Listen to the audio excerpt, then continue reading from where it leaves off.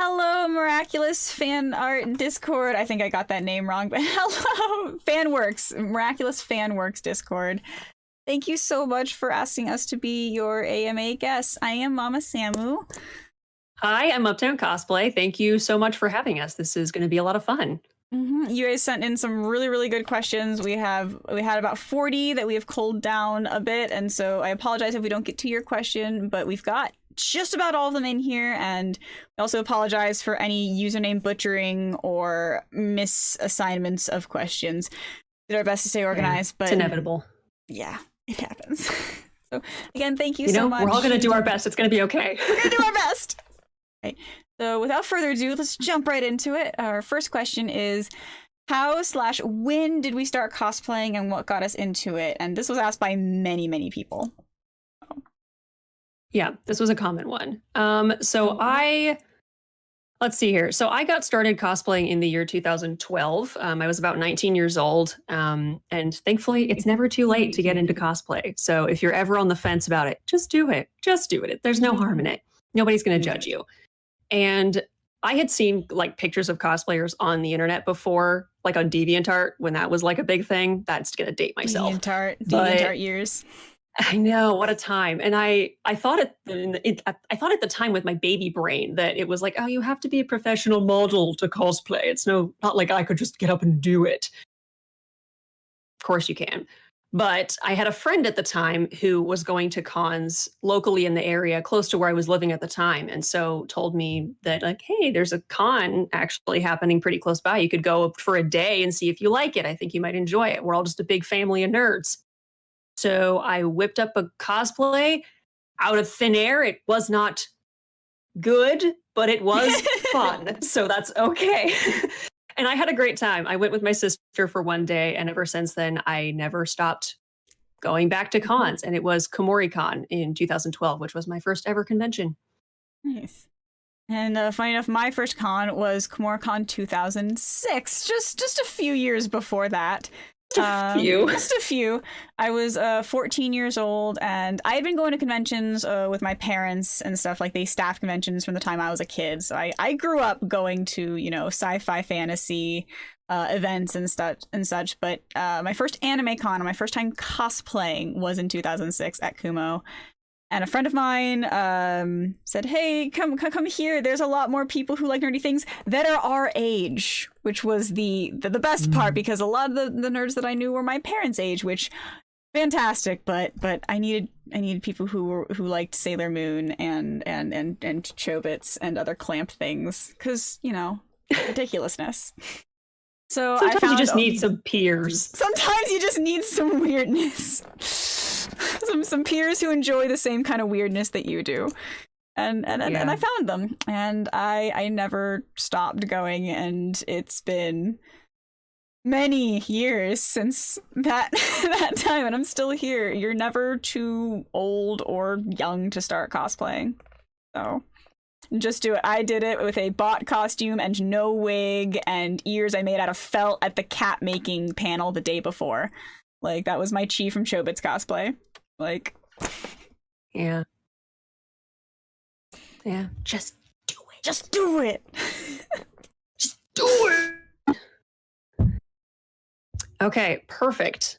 Our next question is asked by Momo. It is, how did we come up with our aliases? Why don't you start, Sammu? All right. So my alias is Momma Sammu, and Sammu is really easy. My name's Sam, and Sammu is just a cute kind of nickname for that. And Mama is because even when I was like really young, I made friends with even people who were older. They would call me Mama, because when I was around, I would ask like, "Oh, have you had water yet? Are you okay? Do you need anyone to take care of you? Oh, I've got some pain meds if you have a headache. Like, I've got extra bobby pins." I was mom at con and at parties outside of con, so Momma Sammu. It fit, because like I am not a mom. I have not had any children of my own, but I very much feel like I want to be able to I want to make cons a safe place. So want to be it's like you feel like you need a parent, you want a mom around here. Hi, I'm your mom now. What about You're you? the mom now. I'm such a con dad. I have nothing to offer you like helpfully in terms of like Band-Aids or pain meds at cons or water bottles, but I can listen really well and tell a stupid joke. Hey, you know what? You need both con moms and con dads. You need, like, that's what you need. You need them somewhere in your life. You're there for the emotional support and the like, no, I'm here for you. I got you. You look great in your cosplay. I got you, man. Hey, listen, you're doing great.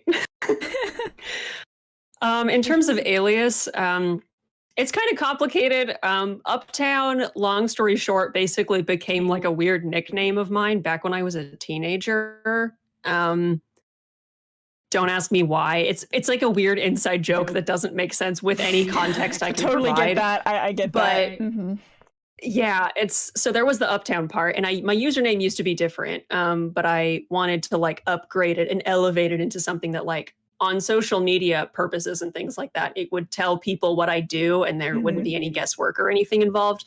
So the easy answer was cosplay. It gets the point across. So, and it had kind of a nice flow to it, I figured. So, and it sounds kind of sort of weird and obscure, but professional at the same time. So I was like, I can get behind that. So Uptown Cosplay, tis me. There are all kinds of ways to figure. I've heard all kinds of stories, and mine isn't even my first name. My first name was a name that I liked, and then my first cosplay, Ariachi, was my first name. It's like that just didn't work. And it's like no, I don't respond to things other than my name very well.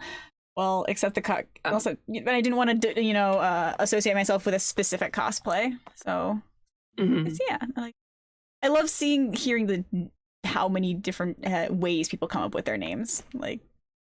Oh yeah, because everybody does it differently, and people can also reiterate it and come up with new ones constantly throughout their times in the community. So it's like, never too late to just. I've been around for almost 15 years. I've seen some people go through like 3 or 4 name changes. Okay, so next up we have a more very lighthearted, silly question from Illuminati, which is, what is your favorite dinosaur? On the surface, very lame and cliche answer, but I stand my ground. I think velociraptors are very neat. They are tiny, wicked, little dangerous things that are very cool, and nobody can figure out what the heck they look like, and I think that's downright hilarious. They're mysterious. They're enigmas, crawling around in prehistoric times. Prehistoric enigmas. Being bosses. Yeah. Do they have feathers? Probably. Did people think they were scaly lizards? Yeah. Did people think they were way bigger than they were? Absolutely. We still don't know. It's crazy. We may never know. We're probably never going to know. And I think that's great. Good for them. They're on the DL. It's cool. So my favorite comes from, I watched a lot of Land Before Time when I was a kid, and my favorite character was Ducky, and so my favorite is a Saurolophus. I'm pretty sure I said that right. I looked up a YouTube video earlier to learn how to say it. Saurolophus? Huh?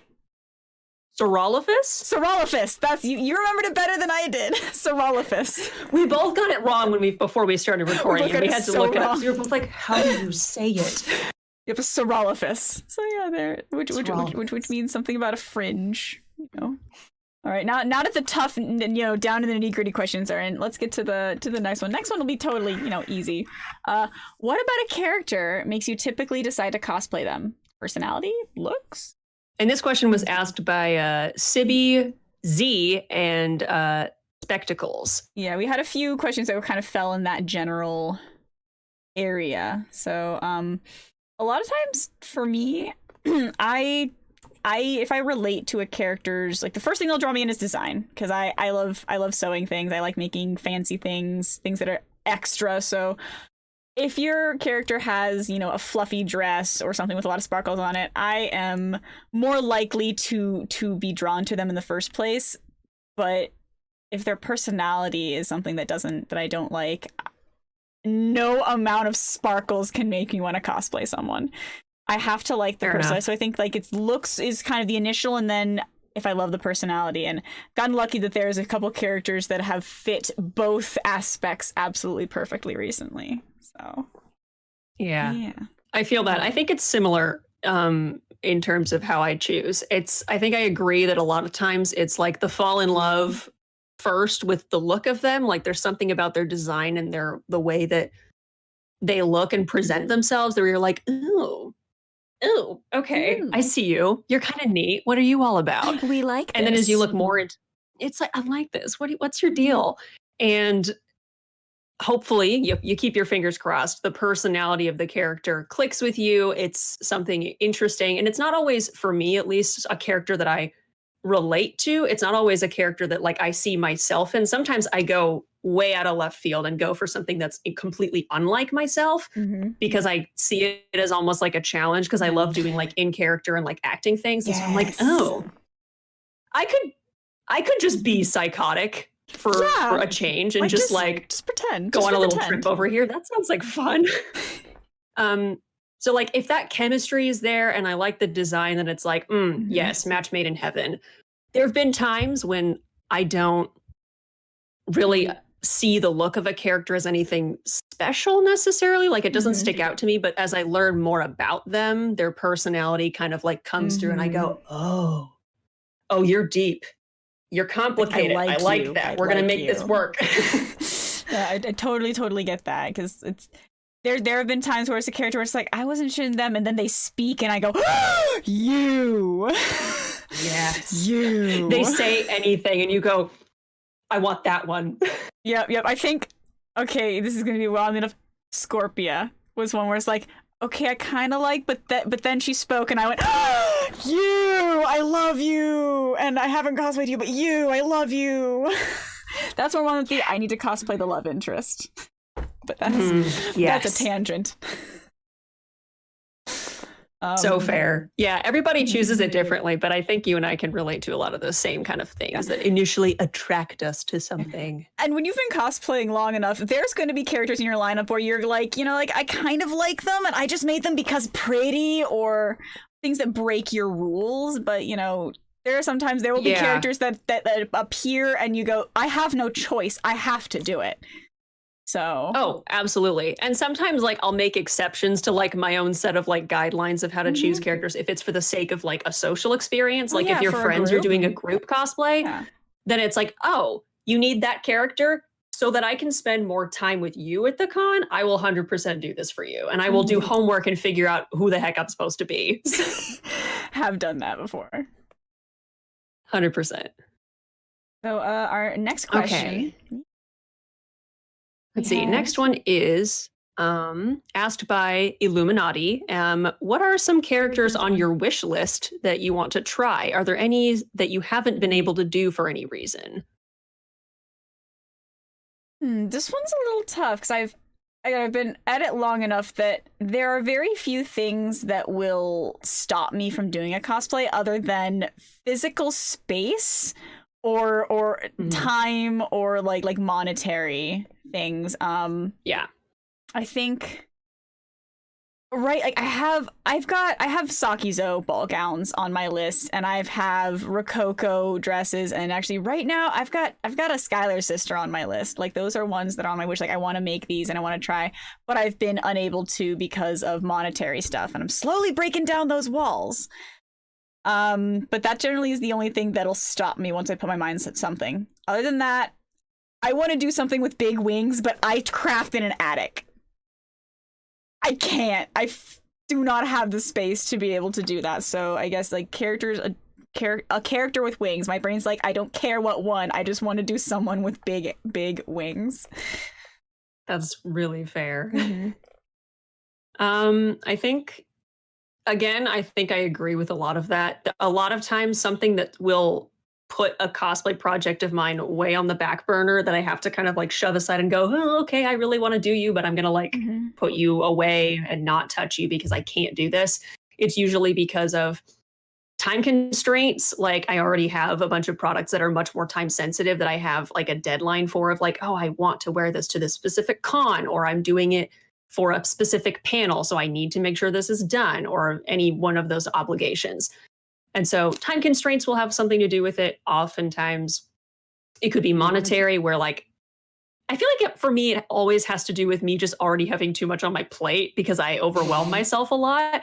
I start like 5 projects. Totally relate. I don't have a commission behind me that's, I've been working on for way too long. It's fine.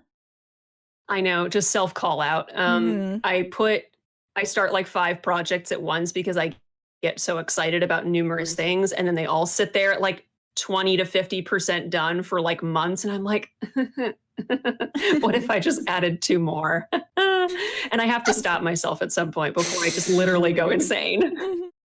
Yep. Like that's why I've recently been doing all right, I'm going to dedicate a month to just cleaning out my project bin, just finishing stuff off, not making anything new. Sometimes you have to do that. So I guess that's another thing that can stop you from like, haven't started making this thing because I made a rule that I'm not allowed to yet until I finish these things. Yeah, that's fair. I think specific projects that I have on my mind that I haven't done yet for any of those reasons. Funnily enough, I also just really want to wear a giant pair of wings at some point, and I just haven't had the courage to tackle it. So we're eventually going to do the husbands again with wings. Oh yeah, no, that's fair. That's really fair, actually. This works out great. Perfect. And anything that's like full body armor, I'm very intimidated by. I've done a full armor build once, and it was Lotor from Voltron Legendary Defender, which was my first like full body like EVA foam armor experience, which it went better than I thought, but there's so much I want to improve. And so any future projects that I'm like, I could do armor for that. And then my brain goes, you don't really want to hate yourself you don't that do much, do you? To yourself? You want to stop and think about this for a second? Reconsider, maybe? We think about it. I'm not gonna do it. I'm just thinking about it. Oops. Big oop. Yeah, armor is intimidating. Not to say it's like don't let that stop you from doing it. It's just it's not everybody's mojo. Yeah. I've yet to tackle a full armor build, but someday I will do it, and it will be scary, but I'm gonna do it. And you'll be proud of yourself for getting through it and surviving. Yes, exactly. So actually, I think our next question is a pretty fun one, which is asked by Cookie and Cass. What is your favorite and or least favorite cosplay you've ever done? So I think your favorite and least favorite cosplays and why they're favorite and least favorite. Do you want to start with this one? Okay. Oof. Hard. Like these are hard to choose. The favorite's always the hardest. Sure. I think I have answers prepared for this. All right. I think, and my favorites always shift as well. Oftentimes it's one of my it's whatever my most recent experience was that I like had a good time in. And sometimes it's like your favorite for like what reasons can also change the answer. In general, right now, I think my favorite that I've done is Grell Sutcliffe from Black Butler or Kurosutsuji. She is queen. I've wanted to cosplay her for so long, and she's finally gorgeous in person. Getting to do that was a really and so it was really nice to just like take a few creative liberties with it, because I used like some like design, like some fancier fabrics and like some dressier little like detail works, which I'm not usually known for. I'm very much like a get it as pretty screen accurate as possible, call it good. But I want to make it a little elevated, make it a little fancy. And I actually really liked how it turned out. So I'm really proud of her. And I also always have way too much fun being in character as Grell. So that's just a good, dangerous combination for me. It is so fun watching you in character as Grell. It is fun. Thank you. I love her. My least favorite, I don't know if any of you guys are going to know this series. It was a big thing for like 0.2 seconds in anime history, but it was a cute High Earth Defense Love Club, basically magical boys. I cosplayed one of the I remember this like antagonist boys. And the only reason I cosplayed him was because I had a big group of friends and then friends of friends that were like, we're gonna do a big panel for this show that you've only seen like 3 episodes of, but we're missing people and we really want you to be a part of it. And I was like, that's really sweet. Thank you. I would love to be involved to spend time with you guys. Who do you need? They needed the kid with like the light cotton candy pink hair who's like super glam. And I was like, ooh, I can get behind that. That's fair. I can get behind those aesthetics. We can work with this. We can work with this. You know. Yeah, I can make this work. However, literally everything about the process leading up to con went horrendously wrong. We were trying to all make costumes that like matched, but a lot of us didn't know how to sew. So I ended up making like way more than I wanted to for other people. I was really stressed. I lost sleep. I cried before con a few times. The panel was absolute chaos. Not one of my favorites. I kind of just like to pretend it didn't happen. It made me hate Skittles. Don't ask. Oh no. And so, and yeah, and it was like kind of just like a war flashback, traumatic, don't think about it, don't remember it kind of con day for me. And so I just like, now I'm a little wary of group cosplays, and I have to make sure that like I'm fully like mentally and spiritually invested in order to commit to it, because otherwise it's just going to be like a lot to handle. And I think the group was honestly just too big for me to like wrap my brain around, so it was just chaos. Yeah. But yeah. Sometimes group cosplays, and when if you end up just they can go sideways, and there's also possibilities for them to be amazing and beautiful and wonderful. Oh yeah, it's like two ends of the spectrum. Group cosplays are either like the best experience you're ever gonna have, or they make you want to like just like stop for like a month and just not touch cosplay again while you just decompress. So I think I actually have a cosplay that weirdly it's not my absolute favorite and it's not my absolute worst, but it kind of fits both, and it fits both categories for different reasons. So I feel that. So I think that this one's good because it's like I could say, oh yeah, my Red Queen, and oh yeah, this thing I made forever ago that was terrible. No, I'm gonna go with Mifa that I built for a skit for ALA 3 years ago.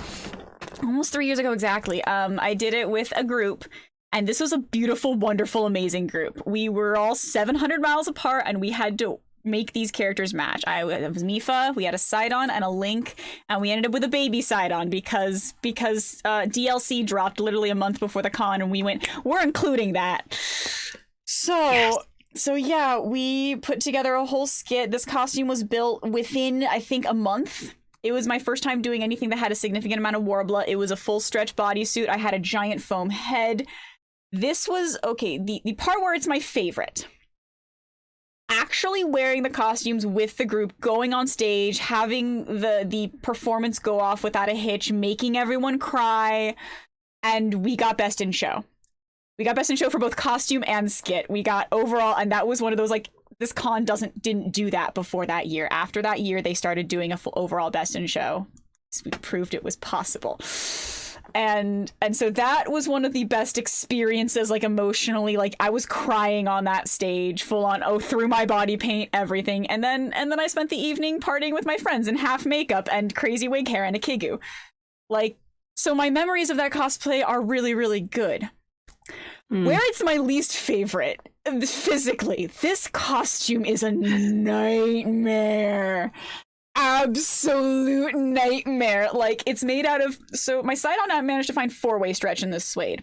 I can only find 2-way, so whenever I bent down, I would end up choking a little bit because it was just not quite stretchy enough. And the headpiece was sweaty, and it was overall decently like it fit well, but it was just, I had to remember turning around and everything. It was suede and pleather. It was January in LA, so it was still cold, but I was dying. I was just death, and it was my first time making a prop. It was the making of the costume. The stress leading up to it was so intense. Oh yeah. Yeah, the physical making and wearing of that costume was the worst, but the experiences in it were some of the best that I can think of. So it's both one of my favorites and one of my least favorites. That checks out, honestly. I totally get that.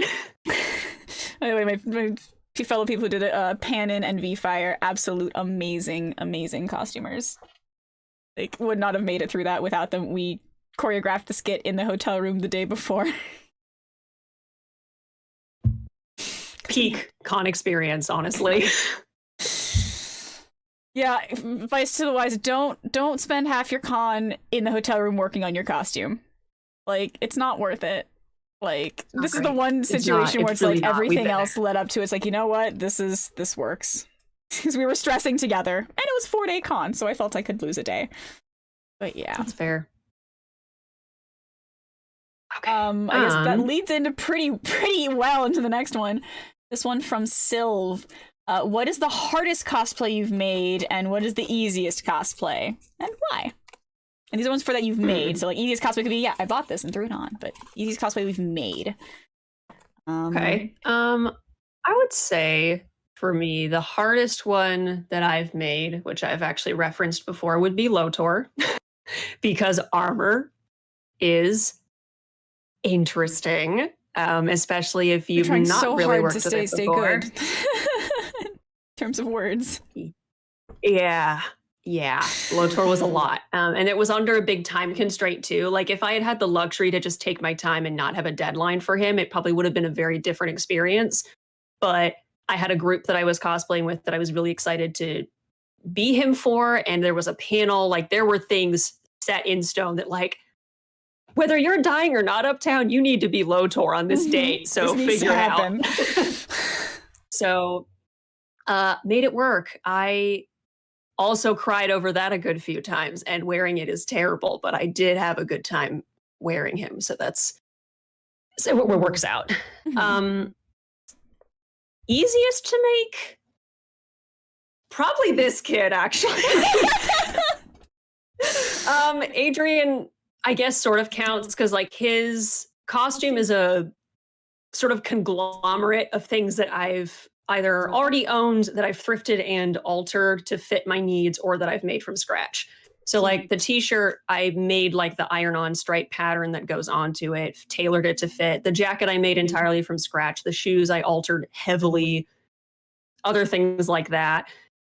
And he's like, it was like not a whole lot of time and effort to invest, and I really just kind of knew what I was doing already, so I didn't have to stress about it too much.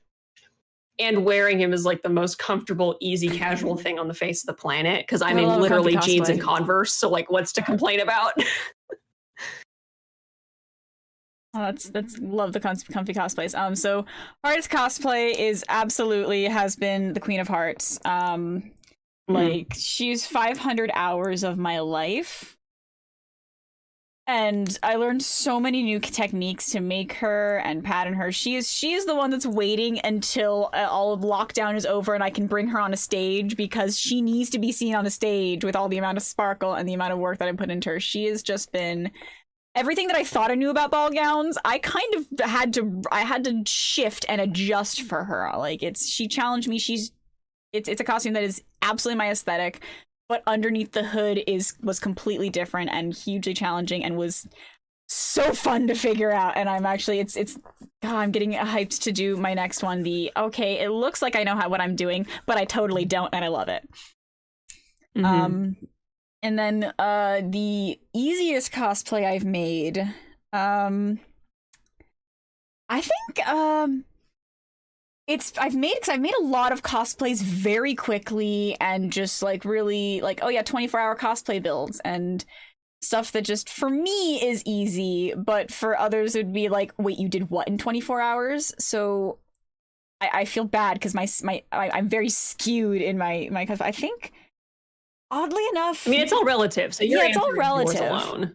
I think that like Midnight was actually one of the easiest cosplays I've made in a while, because she was one that's not like, it wasn't a throwaway whatever. I had to make a corset, a jumpsuit that was color blocked, but it was just enough challenge to be like, okay, I can't be asleep at the wheel. But I didn't have a lot of problems. The only problem I have is that I have a stain on the front of it, and so I have to completely remake the leotard. But that's my only problem with the cosplay. It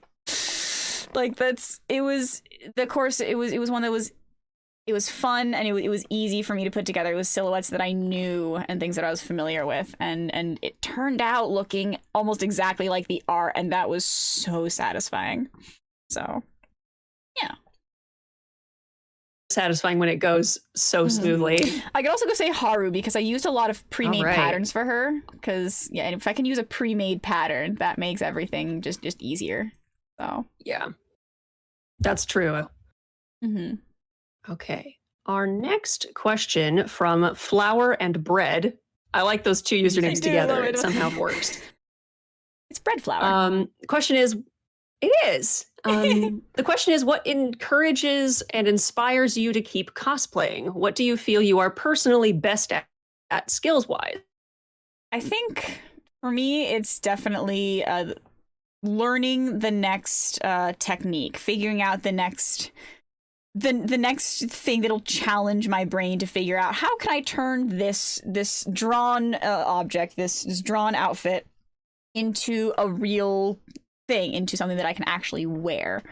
Or the other thing that will be, I see a character and I want to embody them. I want to act like them. I want to act like a dork with my friends in this character.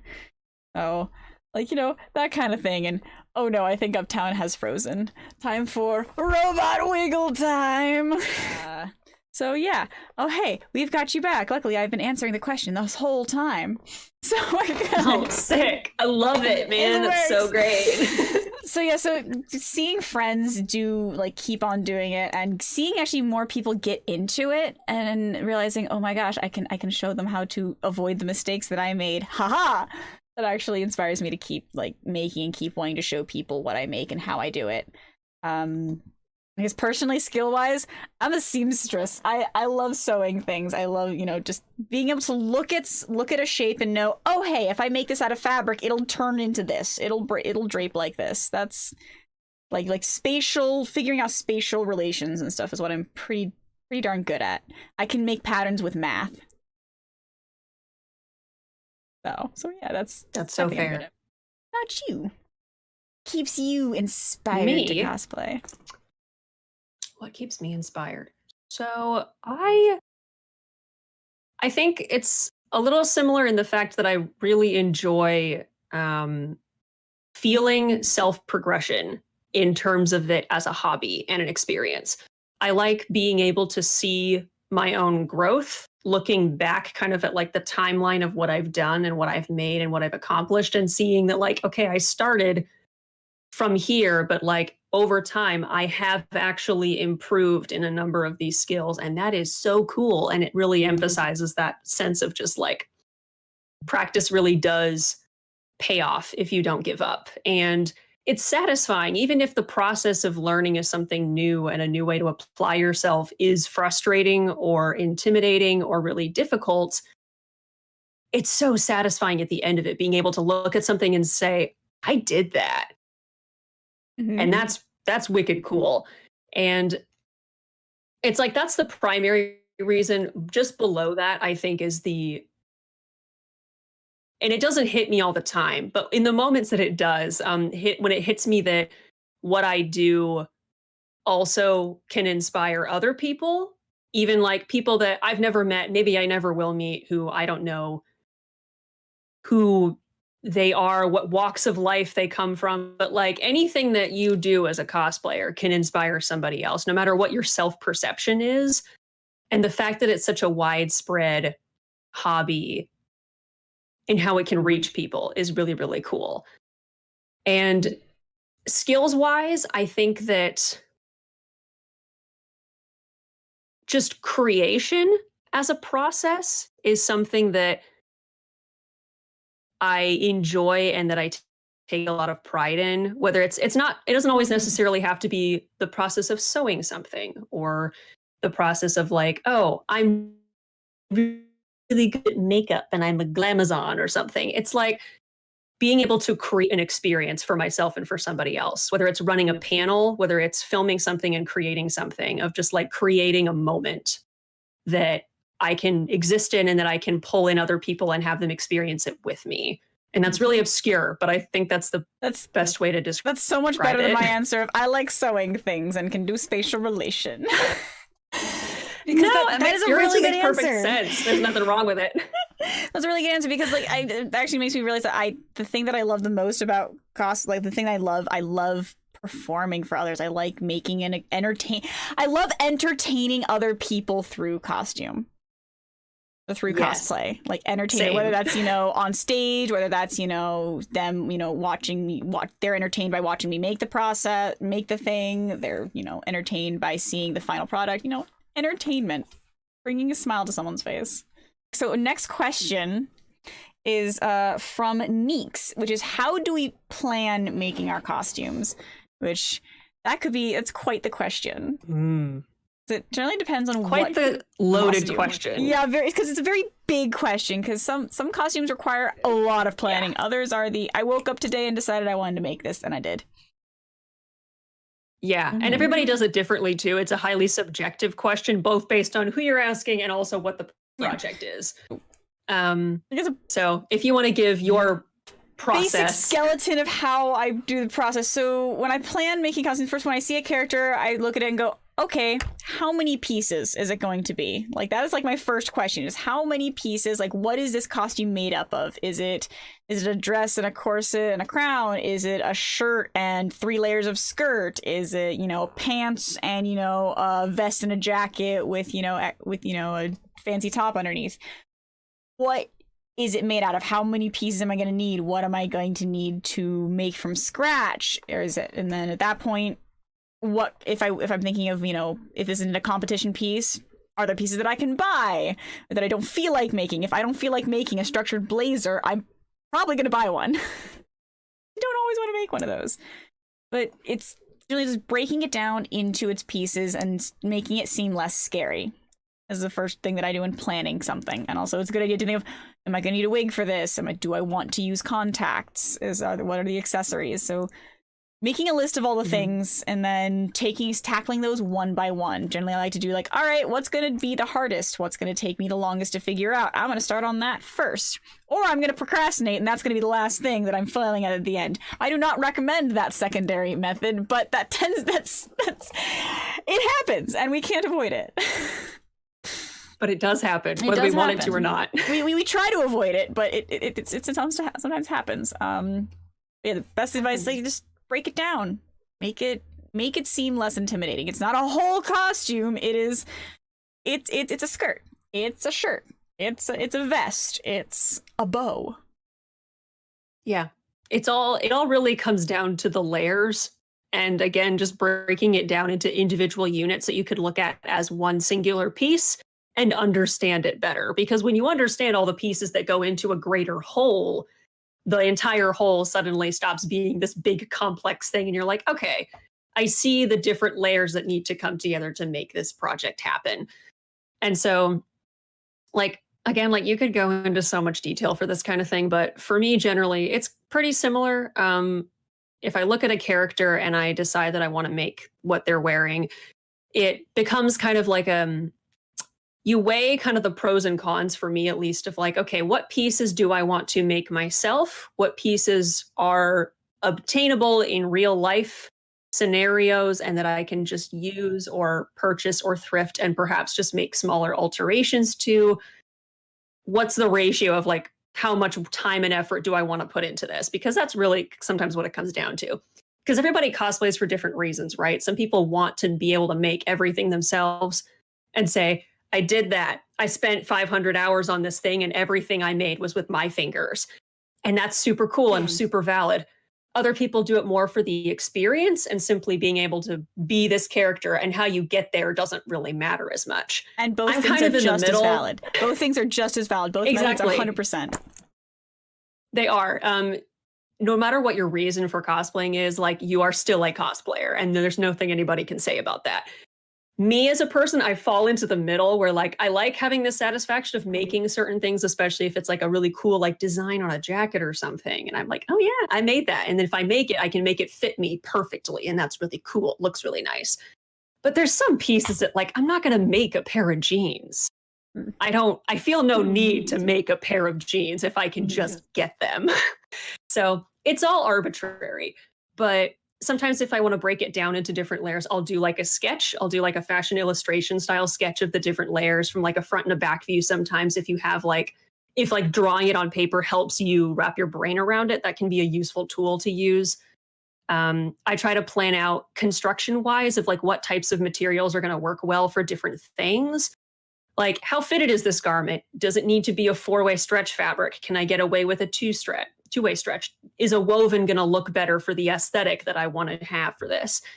Things like that. And then for making the pieces, I'm a person who likes to mix and match a lot of commercial patterns. I'll draft patterns myself sometimes, but a lot of times I feel like I don't always have to if it's something that I can find in my file boxes of patterns that I've accumulated over the years, which not everybody has, but I'll pick and choose pieces of different patterns and put them together so that I get all the shapes that I want and they're already graded to a size that's going to get close to what I need. And then it kind of cuts out a lot of like the finicky work that I would have to do myself otherwise. So it's all your own process, but that's kind of generally how I go about it. And there are a million ways to go about making a cosplay and planning it out and figuring out how to do it. Just have a plan. Some level of plan is generally a good idea, even if it's like 12% of a plan. Like any percentage is better than none. Any percentage is valid here. A plan. Yeah. If you're a 2%er or an 80%er, listen, I see you. Exactly. We see all of you. And I think we may have just answered the next question with that one, with what goes into making your costumes and do you prefer to make or buy? I think we're both a mix of, if I'm competing, I'm going to make this thing from scratch. I'm going to do every little bit that I can. And by the way, that part was asked by 14 and Minnie. But I'll tend to go, if it's something that's like, I just want to wear this real quick with friends and just do a fun little thing, I'll buy it. Like, I have no qualms with buying costumes. That's how I started. Yeah. I have a few of them. I think back in the Organization 13 days, back when those cosplays were called. Oh yeah, bought that. Wasn't gonna make that from scratch. Oh no.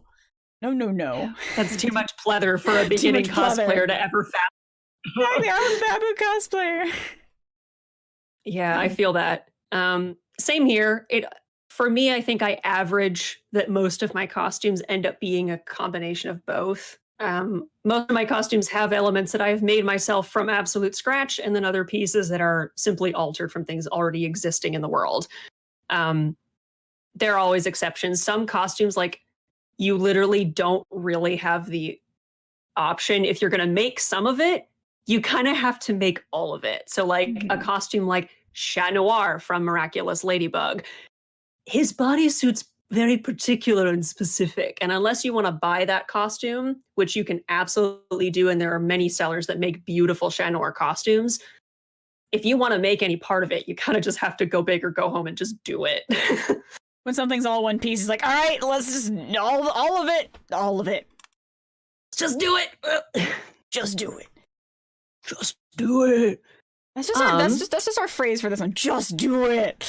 Just honestly, just do it. That is cosplay in a nutshell. If there's ever a question of like, should I do this for my cosplay? If you want to, man, just do it. Just do it. Our next question is from Sonic Imokno, Cat Bob and Cass, which is what have been your favorite materials to work with and use, and why? Wigs, props, sewing, etc. So choosing a favorite like materials to work with. I'm just gonna go full on sewing nerd here and talk about my favorite kind of fabric to work with. I love working with shantung, or it's also known as faux dupioni. It's meant to look like faux silk dupioni, and that's what this is. All of these pieces are made out of right here. It's just this beautiful dupioni. It has this fabric. It has a slight texture to it. I like fabrics that are solid, but if I have an option to have something that has a slight texture, a bit more richness to it, I will go that route. And so my favorite material to sew with is faux dupioni, because silk dupioni is way too expensive. But shantung, it gives that richness to it. It's a non-shiny fabric. It has shimmer to it, I want to say. It has a little bit of a shimmer to it, but there's no shine. And it just, every costume that I see that I've made out of, my Anastasia is made out of mostly shantung, and it looks rich. And so for ball gowns, making something look elegant, you can get this stuff for like $4 a yard online if you need it. Like it is cheap, but it looks amazing. So sewing, that's my favorite thing to work with. And since I'm a nerd, the sewing nerd, I figure I'd go there. That's fair. That's so fair. Much as I'd love to work with natural materials all the time, they're expensive. Cottons, linens, it's like they can get spendy. Yeah. So. That's so fair. Favorite materials to work with? Like, if we're going the fabric route, I have a couple favorites. I find myself opting a lot of times for stretch denims, oddly enough. I think that they're good for a surprising number of things, and they have a really nice thickness to them, and they're pretty opaque, so you don't always have to line it if you don't particularly like lining your stuff and you don't want to overheat. A stretch denim might work really well if you need like kind of a more not super stretchy, but kind of a woven look. It has like a nice diagonal twill texture to it, so it doesn't look too flat or too matte all of the time. My Adrian jacket that I use for like his canon outfit is a stretch denim. It's not too thick, it's not too light. It's good for a lot of different things. My Death the Kid jacket is stretch denim. It's a great jacket material. If you want to like BS some menswear, it's good for that. Like I said, it's good so you can get away with having hey, stretch has a little bit of give with the fit, and it means that I can move right, but it still looks really nice. I appreciate it still looks with crisp, fabric with it me. irons well. Yeah, listen, we can talk fabric anytime, Sam. So we're learning more even about each other during this. We love it. It's good. This is a good honesty hour. I guess I also don't know if this counts, but I also just really love working with sergers. It's less of like a material to put into a costume, but more of a tool to use for the process of making it. I just think sergers are like magician creations. If you ever have the opportunity to use one, don't be afraid of the number of needles. Don't be afraid. Like don't let it be the fear. Scare you. Just go for it. My favorite tool, walking foot. You put a walking foot on a sewing machine for sewing slippery fabrics or stretch fabrics. Ooh, it's so good. All right, so that's probably the sewing. So props wise, as a PVC pipe, you can make so many things out of different sizes and shapes of PVC pipe, and you can use it as a base for so many different, prop weapons, or even, other things that aren't weapons. You can make frames out of it. Like my Queen of Hearts hoop skirt is made out of PVC pipe. I love PVC pipe. It is good stuff. So if you it's also cheap.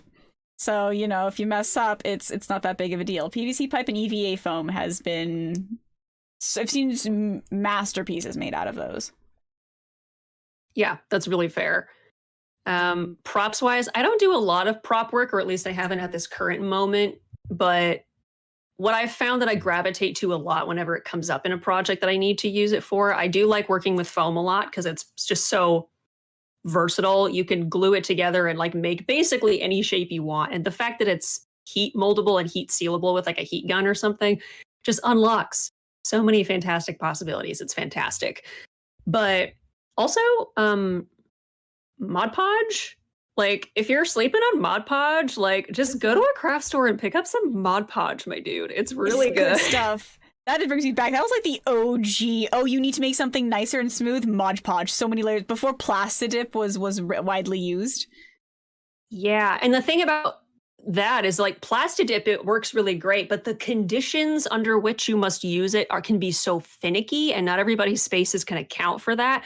So if you want something that's oh yeah, if you want something quick, dirty, affordable, and easy to use, kind of a no-brainer, Mod Podge is just great. Layer it up with several layers, take some sandpaper to that puppy, and it's smooth and durable and hard, and you can paint over it. It helps seal stuff. It can prime stuff. It's good. Mod Podge.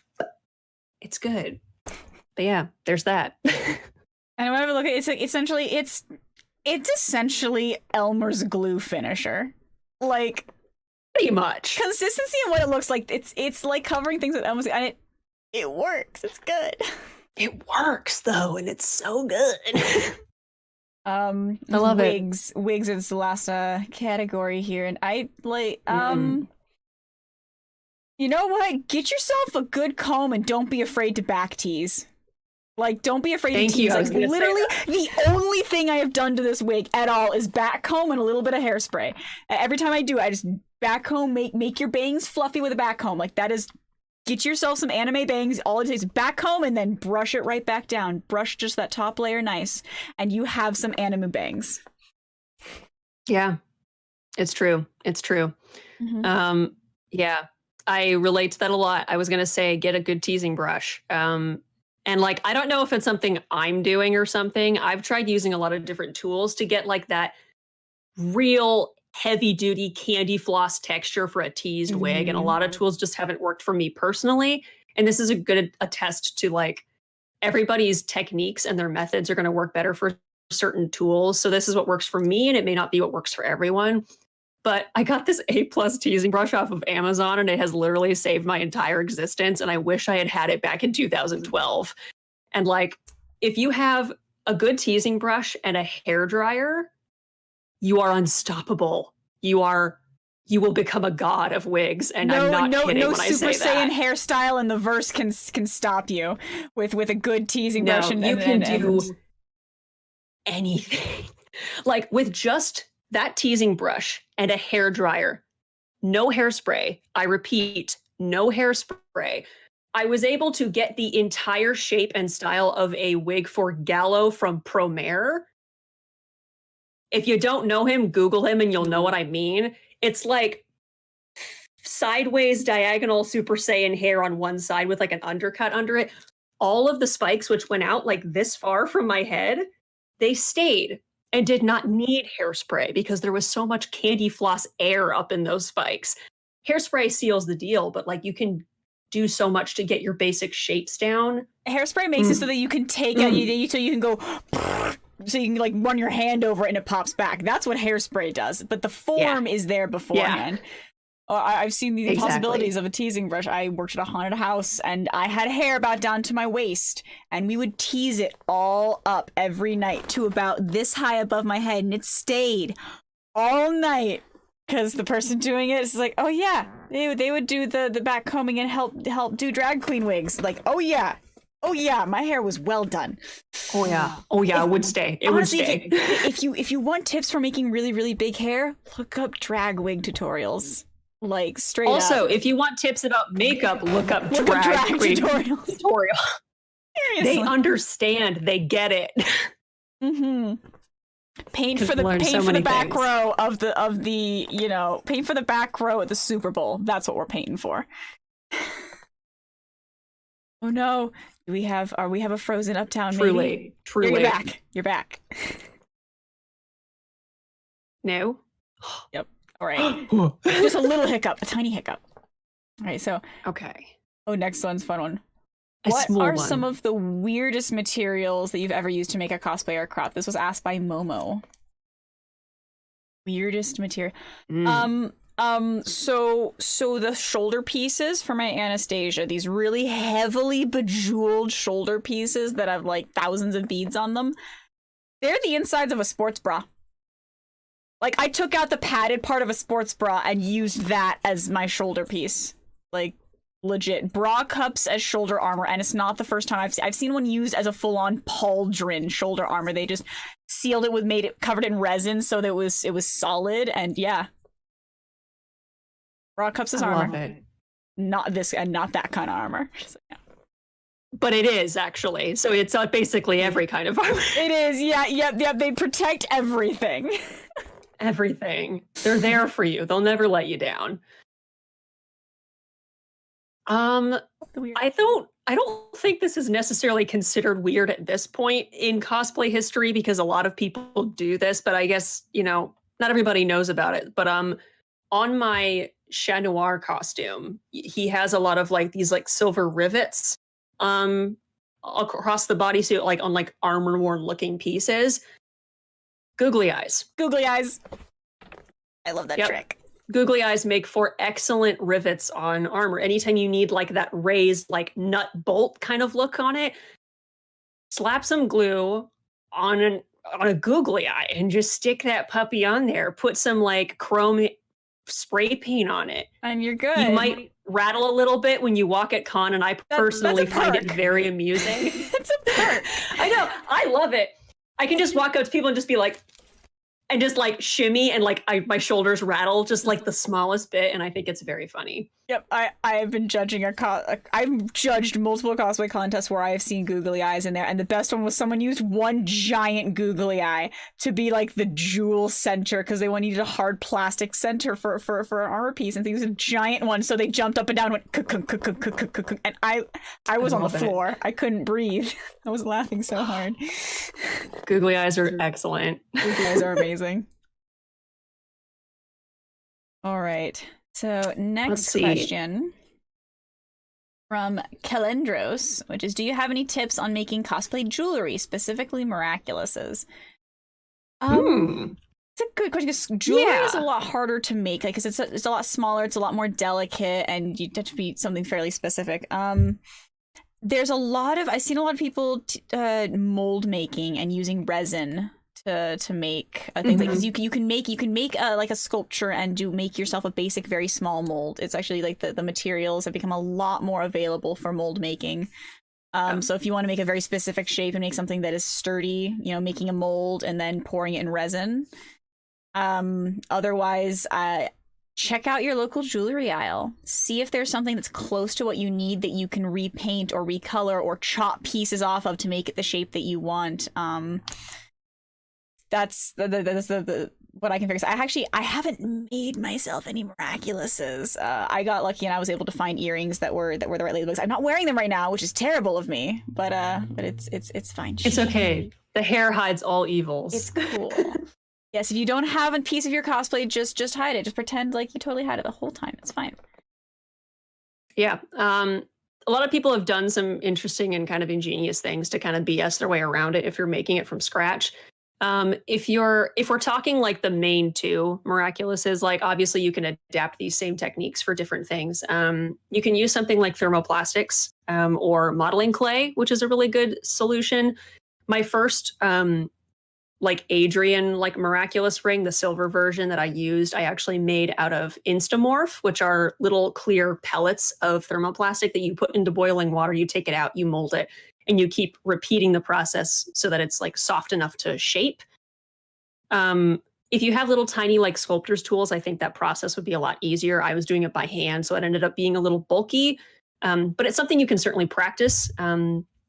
Modeling clay is great, whether you use air dry clay or like an oven bake clay could be really good, especially for things like earrings. You could just make the little clay earring and then just glue on like the earring backs to them, which you can order pretty easily online or get at a store. They're very, very common.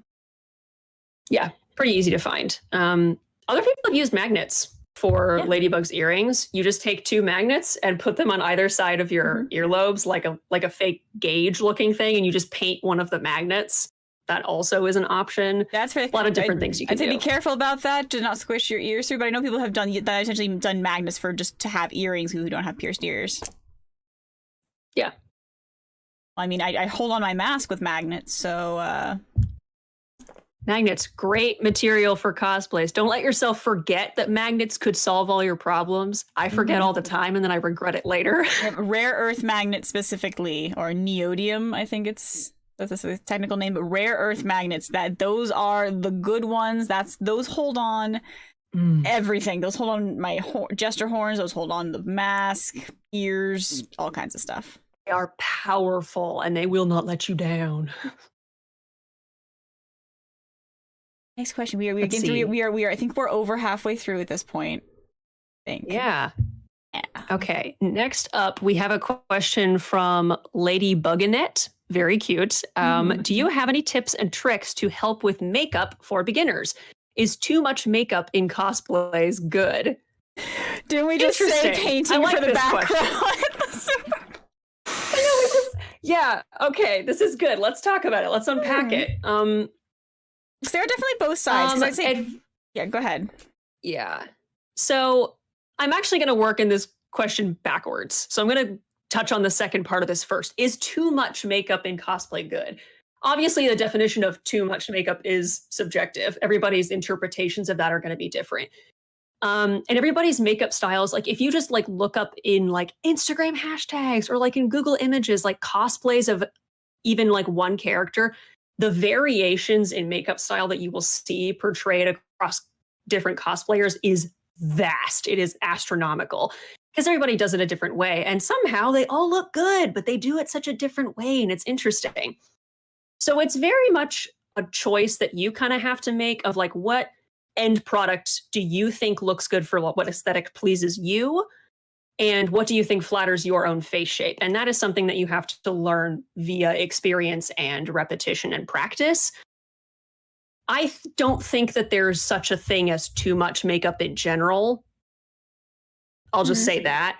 It feels like depending on like you're happy with what you're wearing, then yeah. Exactly. And like there are some characters that I personally like. I look at some characters and I interpret them and the universe that they live in differently, and that can influence how I interpret their makeup in a real life setting. So like if you look at a character from one show, the animation style might almost make it look like those characters are really done up and really glamorous. Makeup translates really well for that. Other animation styles are much more simplistic and two-dimensional, in which case you can almost go for a more natural aesthetic for that. But again, it's entirely up to you. Tips and tricks to help with beginners. Like we said earlier, drag queens are so helpful. Mm-hmm.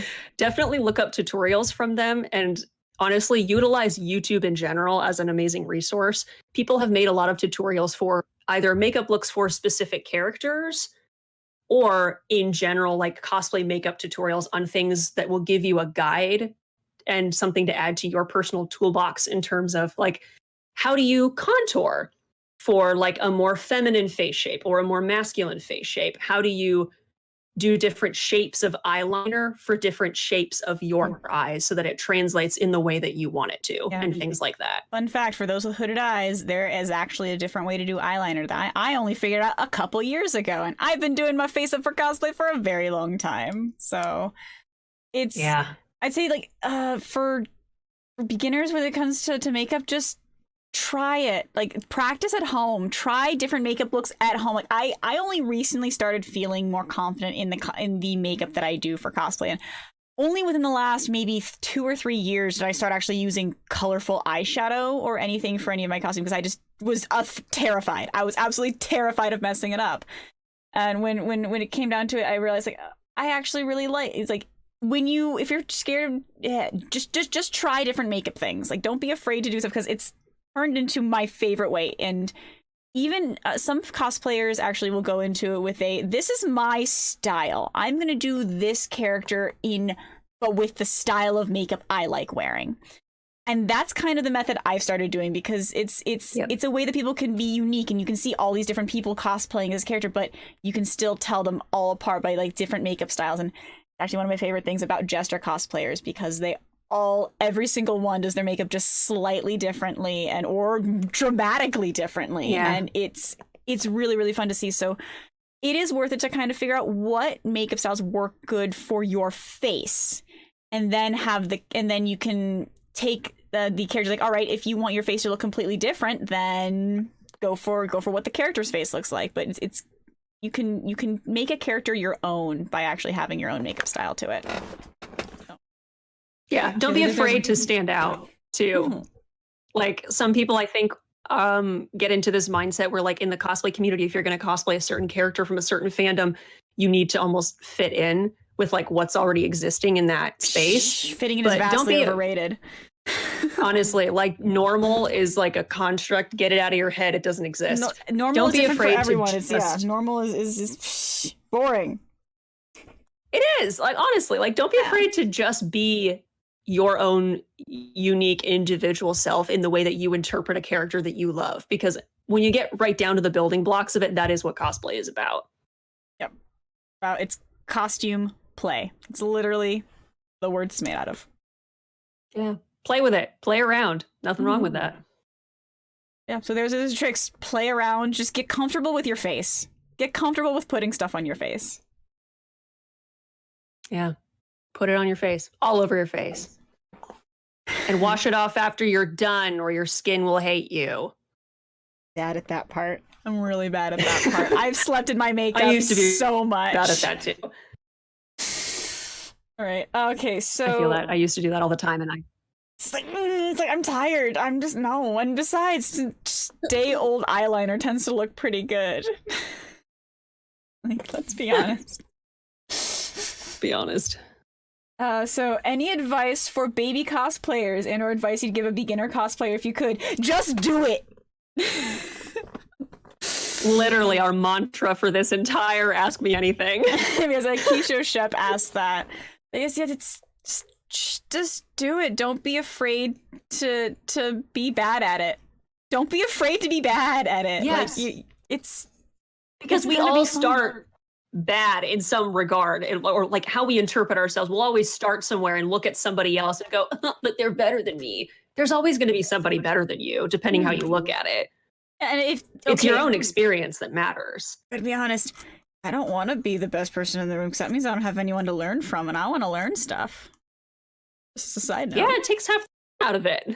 Yeah, so just go for it. Like even if it's a closet cosplay, if it's, you know, sewn together with your baby sewing machine, like literally your mini, or you know you're hand sewing your first project, or your oh gosh, the heat gun is, how do I even, whatever level you're at, just don't be afraid to just do it and go out and wear it and enjoy yourself. If doing cosplays, if it makes you happy, then you're doing it right. Correct.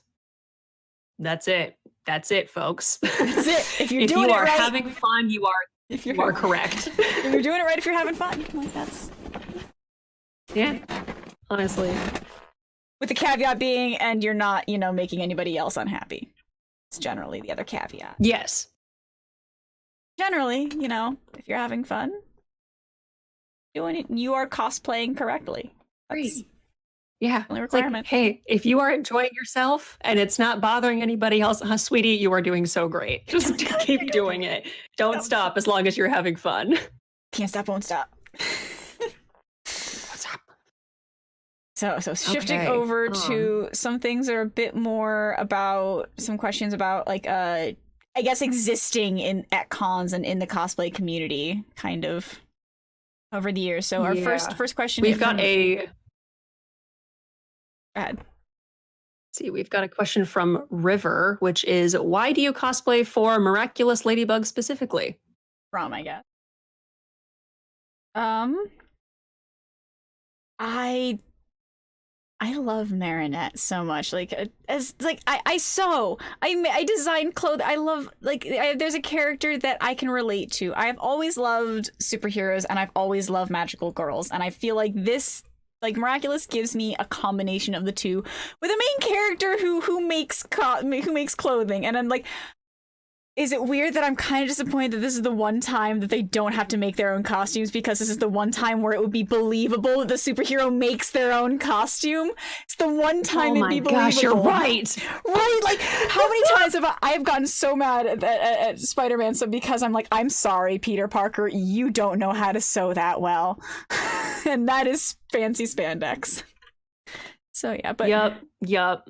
I guess I love and how they've made the characters, how they've written them. Like I'm not fully caught up, but I really love how they have portrayed these superheroes, but with that still magical girl aspect. The combination brings me joy.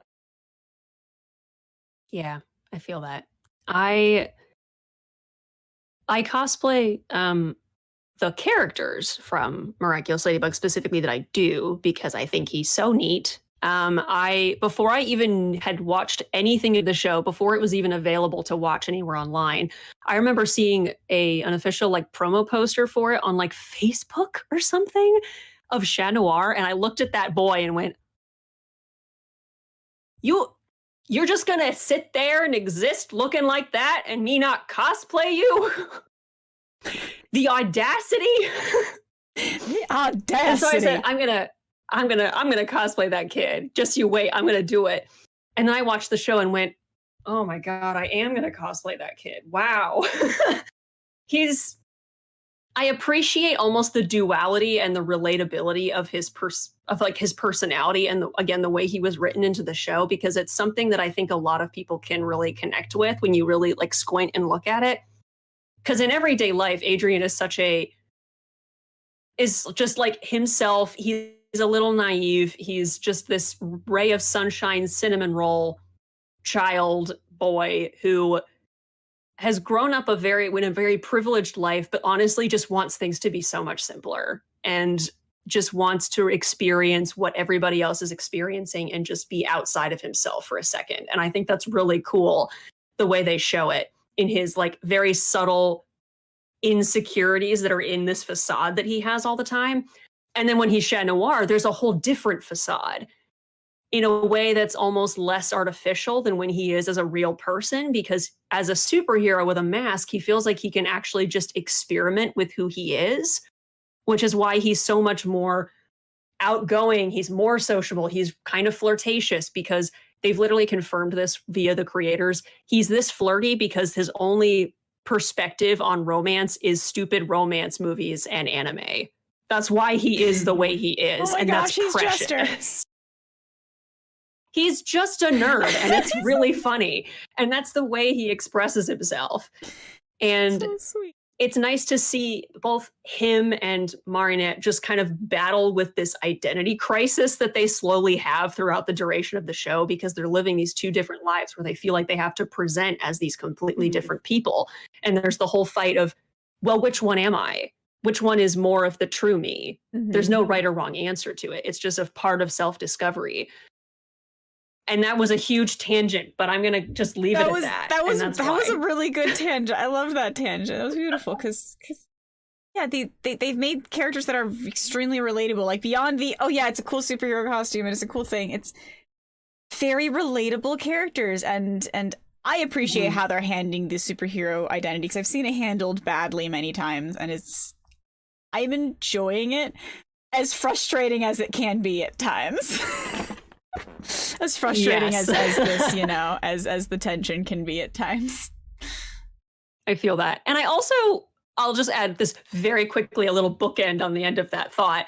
I also just really like that Miraculous as a show, I think, has something for everybody. Like, they obviously created it primarily with the target audience of a younger audience of people, of viewers. However, myself in my 20s watching this show, was I still screeching bloody murder at all of the cute and sickeningly adorable scenes and thinking that there was so much chemistry that you could cut it with a butter knife? Yes. Absolutely. 100%. 100%. If they wanted to make it a young adult show, they could have. If they wanted to make it an adult show, they could have. All of the scenarios and the puzzle pieces and the building blocks are there. They just chose their setting and their interpretations in a certain way, but you can interpret it and see things however you want. And I think that is very cool. All right. So now they've gotten that one very specific question out of the way. So this is a question from Copycat. Have you both had anyone be directly inspired by your cosplays, as in other fans that have created cosplay based on your own designs? It's an interesting question. I don't think I've ever had like that kind of thing happen before. I've had a little bit of fan art, and I think the closest thing to that is I've been told by people that they started cosplaying because they saw me doing it, or they started entering competitions because I encouraged them.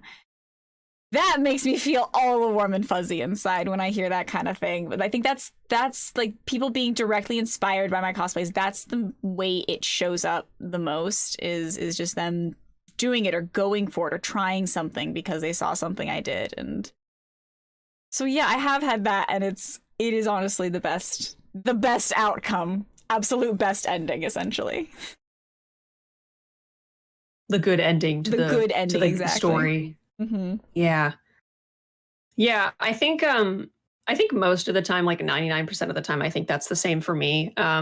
It's when people say or like write messages to me or tell me that me just having fun and doing what I do for the sheer enjoyment of it has made such an impact on somebody else that they also picked up that hobby and are also enjoying it to such a creative degree that like that's mind blowing to me. Because like, I do a lot of things. I'm on a lot of social media. I'm constantly like running around doing crazy things, but I'm doing it because I think it's so dang fun. And so to have other people come up and be like, I saw you just having such a blast that I decided to give it a try, and it's actually a blast.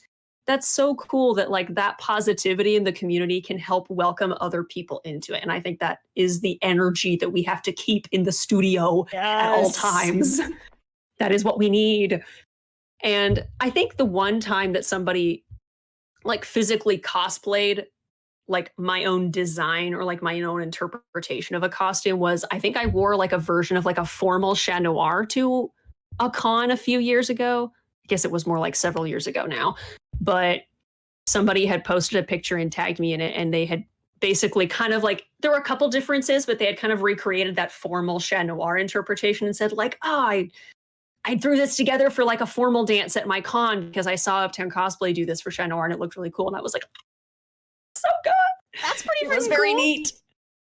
Yeah, that was really cute. I liked it a lot. And I like that that can also inspire people. It was great. It's like me warm fuzzies. Yeah. Keep this cosplay all the world warm going. fuzzies. Keep more people getting into it and doing the thing. So our next question is from Feline on Fire and Steel Blade, kind of combined two questions. What inspired us to do the cosplay lip sync showdown, and what do we think of lip sync battles? And that one's actually a little interesting because the lip sync showdown, I was approached by KimuraCon. They wanted someone to run a showdown, and they asked me, and I said, one caveat, I get to have a co-host, and it has to be Uptown. I'm still floored by that every time I hear it, because like I was not privy to this information. They did not talk to me. I was not a part of that conversation. It had nothing to do with me. I was at that time I was just running around to different any con that would let me do a lip sync for any stupid reason I could come up with and sneak into their programming. I would do it just because I thought it was so fun. And then Momma Sammu comes kicking into my DMs and was like, "Hey, how would you feel if?" And just like comes in like the Kool-Aid man. And I was like, they did what? You want a what? Seeing the little girl, do you have an idea how I was actually really nervous about reaching it? Because I think we'd kind of chatted a little bit back and forth because like a little bit of like, yeah, I'd love to do a performance with you. Yeah, that'd be great. But you were always either running it and I was like busy running like around like a chicken with my head cut off doing other things. Yeah. And so it was just one of those where it's like, wait, this is an excuse. And I went like, oh my gosh, hey, it's an excuse for us to do a performance together. and yeah, because we had talked about it, because we were always like, we'd done like things on our own. We both had like done like some skits and stuff and whatnot that kind of like gave the vibe of like, yes, I could perform on stage for entertainment. Totally. And so we were like, oh, Uptown Cosplay, Momma Sammu, we could perhaps if our schedules align, maybe one day we'll do it. Perhaps, and then this yes. like and so then this fortuitous conversation happened and we were like, oh, well, that just makes a lot of sense, doesn't it? We could actually do a performance together like we've talked about for like 2 years straight. Mm-hmm. And then that one performance has become yearly performances that have happened over and over again as we've continued to host this event, which has been so much more successful than we dared imagine, and we're like, so happy with it. My mind has been boggled by how much people have enjoyed it and how people have wanted it. So like this is like I'm so glad that you said yes when I Kool-Aid manned into your DMs, as you say. Because from my perspective, I was just like, oh, please, I really hope that they have time and they don't think I'm, I know I'm kind of probably bothering them. And, I don't know if they'd say yes, but I'm just a total nerd and I don't even know. Like, I was so nervous asking, just so you know. No, it worked out. It was really good for me as a person because like I would look for any excuses to do lip sync performances, either as halftime shows for other events or be like a guest judge at one, just so that I could like get my fingers in it and be involved, because I just thought they were so good. And I was like, why is it taking this flippin' long for cosplay and lip syncing and dancing to come together in such a beautiful marriage? How is it taking this long? And so to have the opportunity to host an event that was ours, that was like our baby. This is our baby. And perform it at the same time and like explore every avenue of making this event happen. I was like, Oh my God, this makes my like performing, entertaining, dancer, paneling brain so happy. And then we ended up with a community of lip syncs and performers who are absolutely a community. And just the energy in our green room is everything I ever wanted. So yeah, lip sync. Thank you, Kumo, for making it possible for us to host a lip sync together and for hosting our crazy, ideas for 4 years Thanks for now. Thanks for putting up a stage that could hold our chaos. Our sheer chaos. We just keep getting bigger with our stunts each time. Like, what's gonna happen next time? We keep flying higher. Well, no, here's the thing, is that we're in a pandemic. So what's going to happen next time we can actually do it in person? We're going to feel this need to like have fireworks going off and have like pyrotechnics or something. Oh, we're just no. No. Figuratively. Yeah, we're just going to be able to like go pull out all the stops. Just. Okay, so in case you guys wondering, we're just going to be like, okay, man. Yeah. We're all excited to be here. We're finally in person again. We got to make this one a big one. We love lip syncs. In case you couldn't tell, we love them. Yeah, we think they're all right. Just all right. And we see the decent lead into the next question of, do we prefer to be in character or in costume or just be ourselves? Because we tend to be in character when we're on stage hosting the lip syncs. Like, we did it in character as Ladybug and Chat Noir. We did in character. We've done Marshall Lee and Gumball. We did Good Omens. Yeah, we've been in character for all of them. And we'll break at the very end to be like, hey, thank you all. Yeah. It's like oftentimes we have this thing where we're so committed to hosting in character and bringing that illusion that we don't even introduce ourselves. I forgot to say, hey, by the way, I'm Momma Sammu, and then I know, like there have been events where we literally just never said it, and it just was like, nobody knows. Who knows who we are? We're just two idiots on stage. It's been good. Decided to give microphones to. We've done it in character. Yeah, every single time for like Miraculous. For did we do it for Harry Potter as well? Yes, we were, because we did the accents the whole time at each other. We did it for Miraculous. We did it for Harry Potter. We did it for Good Omens. We did it for Adventure Time. We did it for Beastars. Mm-hmm. Yeah. But outside of stage, though, I'm me. Like, even if I'm in character, occasionally I will go, okay, I know I do this with Jester mostly just because I love doing the accent. I'll totally go into the character voice and be like in character for like a little bit, but then I'll totally go back to me. Yeah, I feel that. It's like very situational. Yeah, it's a little situational for me. I used to, in the early days, I was in character a lot because it just felt like the thing to do. I think nowadays at cons, there's a lot more of an open discussion, which is really wonderful, about like knowing when to not breach that boundary and knowing what the comfort zone is for other people, because not everybody's on board to do that. So you can't always just assume that somebody's going to start volleying this moment back and forth with you. So I don't ever assume that that's going to be something that I'm going to do with somebody.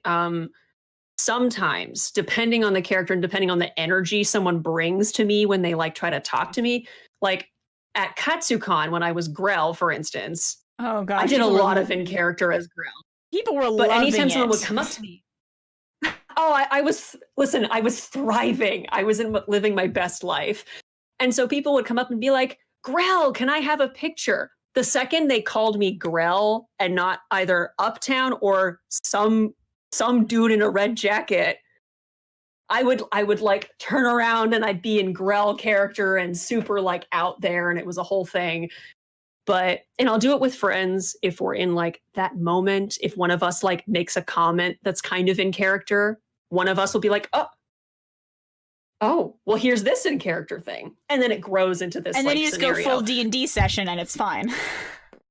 100%, absolutely. But generally just walking around the con and socializing with people, I am simply me. It's just easier that way. It's just easier that way. And then nobody's like weirdly uncomfortable if they're not into it. And if they are into it, then they make a comment or they kind of like lean into it a little bit. And then you can take that cue and be like, oh yeah, let's just have a little fun conversation. It'll be good. Fun. Yeah. All right, so I think for our next question, I'm going to go ahead and combine the next two because we are going for quite a bit of time here. So the next questions are a combination of questions between Jewel and Illuminati again. Do we get nervous before scheduled panels or other events? And do we have any coping mechanisms for confidence, whether that's be body confidence or, on stage confidence? So, and also, are there any characters we've avoided to do because we don't have the confidence for them? Oh, I get nervous every time still. Every single time. I always have butterflies before I go on stage. I've done it hundreds of times. But I always still get nervous. And what I tend to do is I tend to take those nerves and I use them to kind of... I pretend that they are propelling me onto that stage. Like, they are the thing that they are pushing me forward. Because once I start, they kind of subside into this low level of energy and excitement that just kind of keeps me going for the whole time. It's just you have to get over those, don't be afraid of the nerves, just roll with them. Because they're going to be there, and they're kind of your body's way of saying, hey, we're doing something that you care about. So you want to make it good. And that's what they are, is because you get nervous because it's like, I don't want to mess this up because you care about it. But if you just kind of, if you do care about that, means that you're going to be able to put your all into it if you just let it out, let it happen. So I grew up a dancer. I've taken like dance training for like over 13 years. And during those 13 years, I was doing like recitals, performances, and dance conventions before I ever even knew what cosplay was. And so performing has always been a really big part of my life. And from a very young age, I had to stop letting nerves affect me, or else I would have crippled me and everything that I loved doing.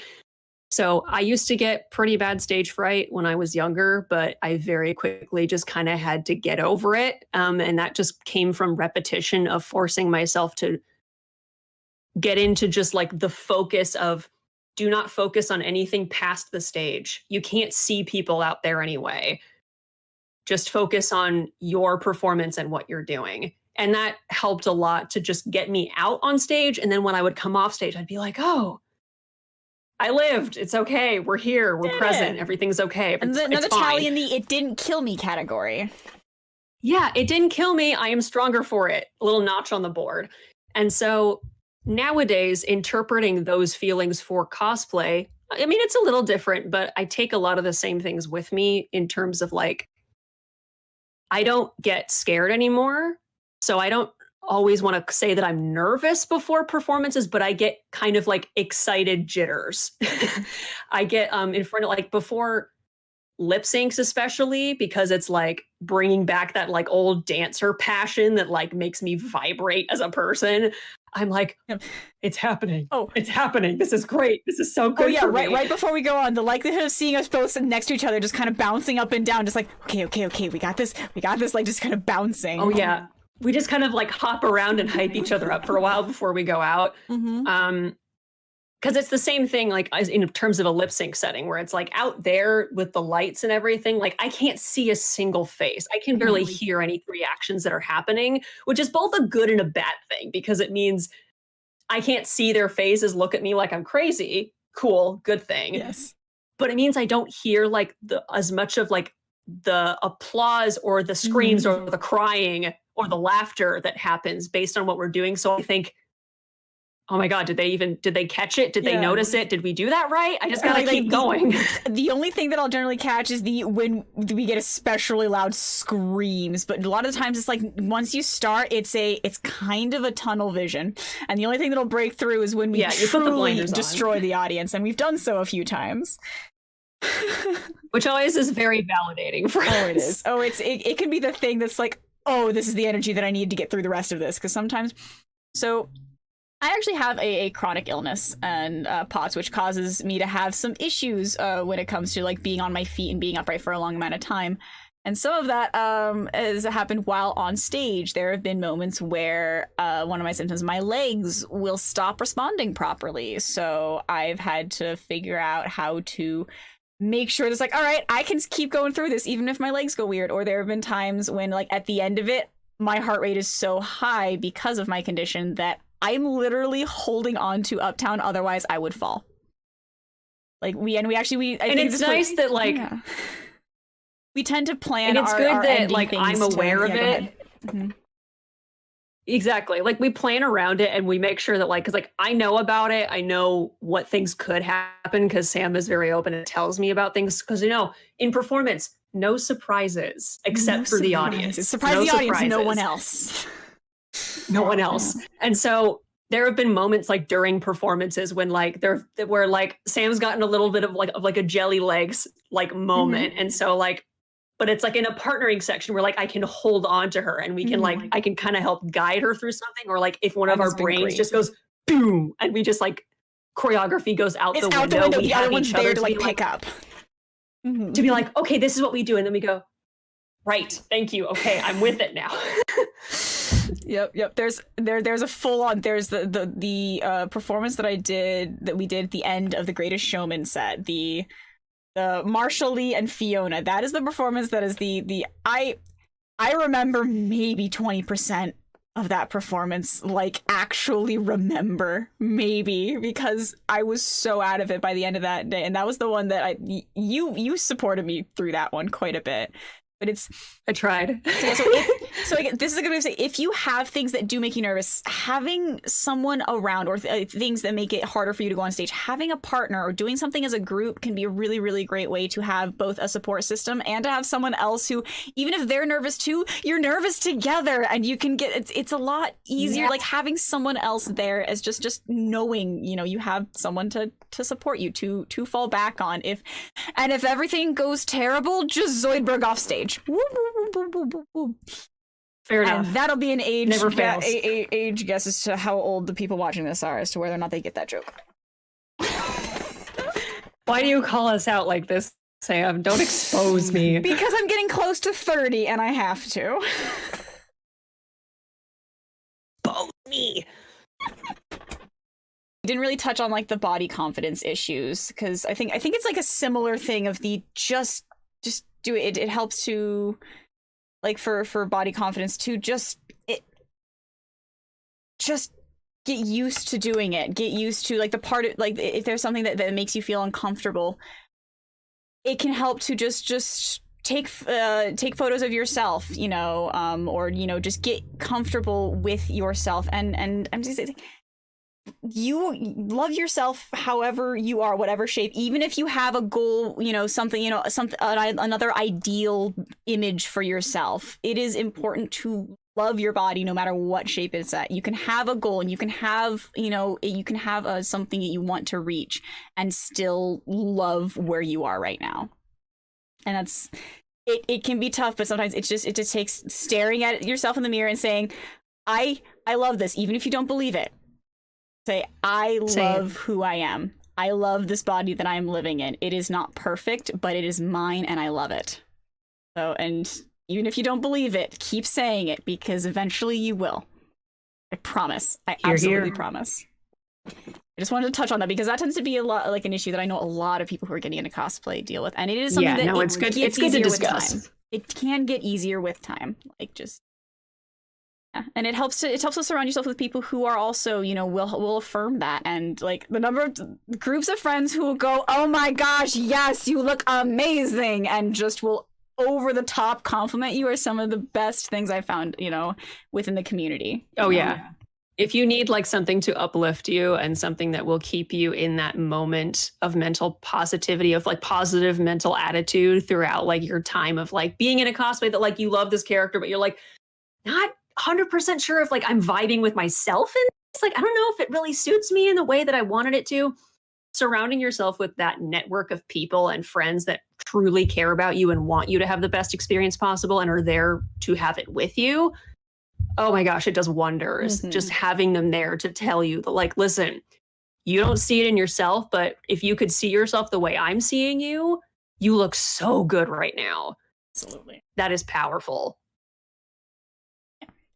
Now that we touched on that, onto we've got a few questions that are kind of anecdotal because we haven't done tangents enough today.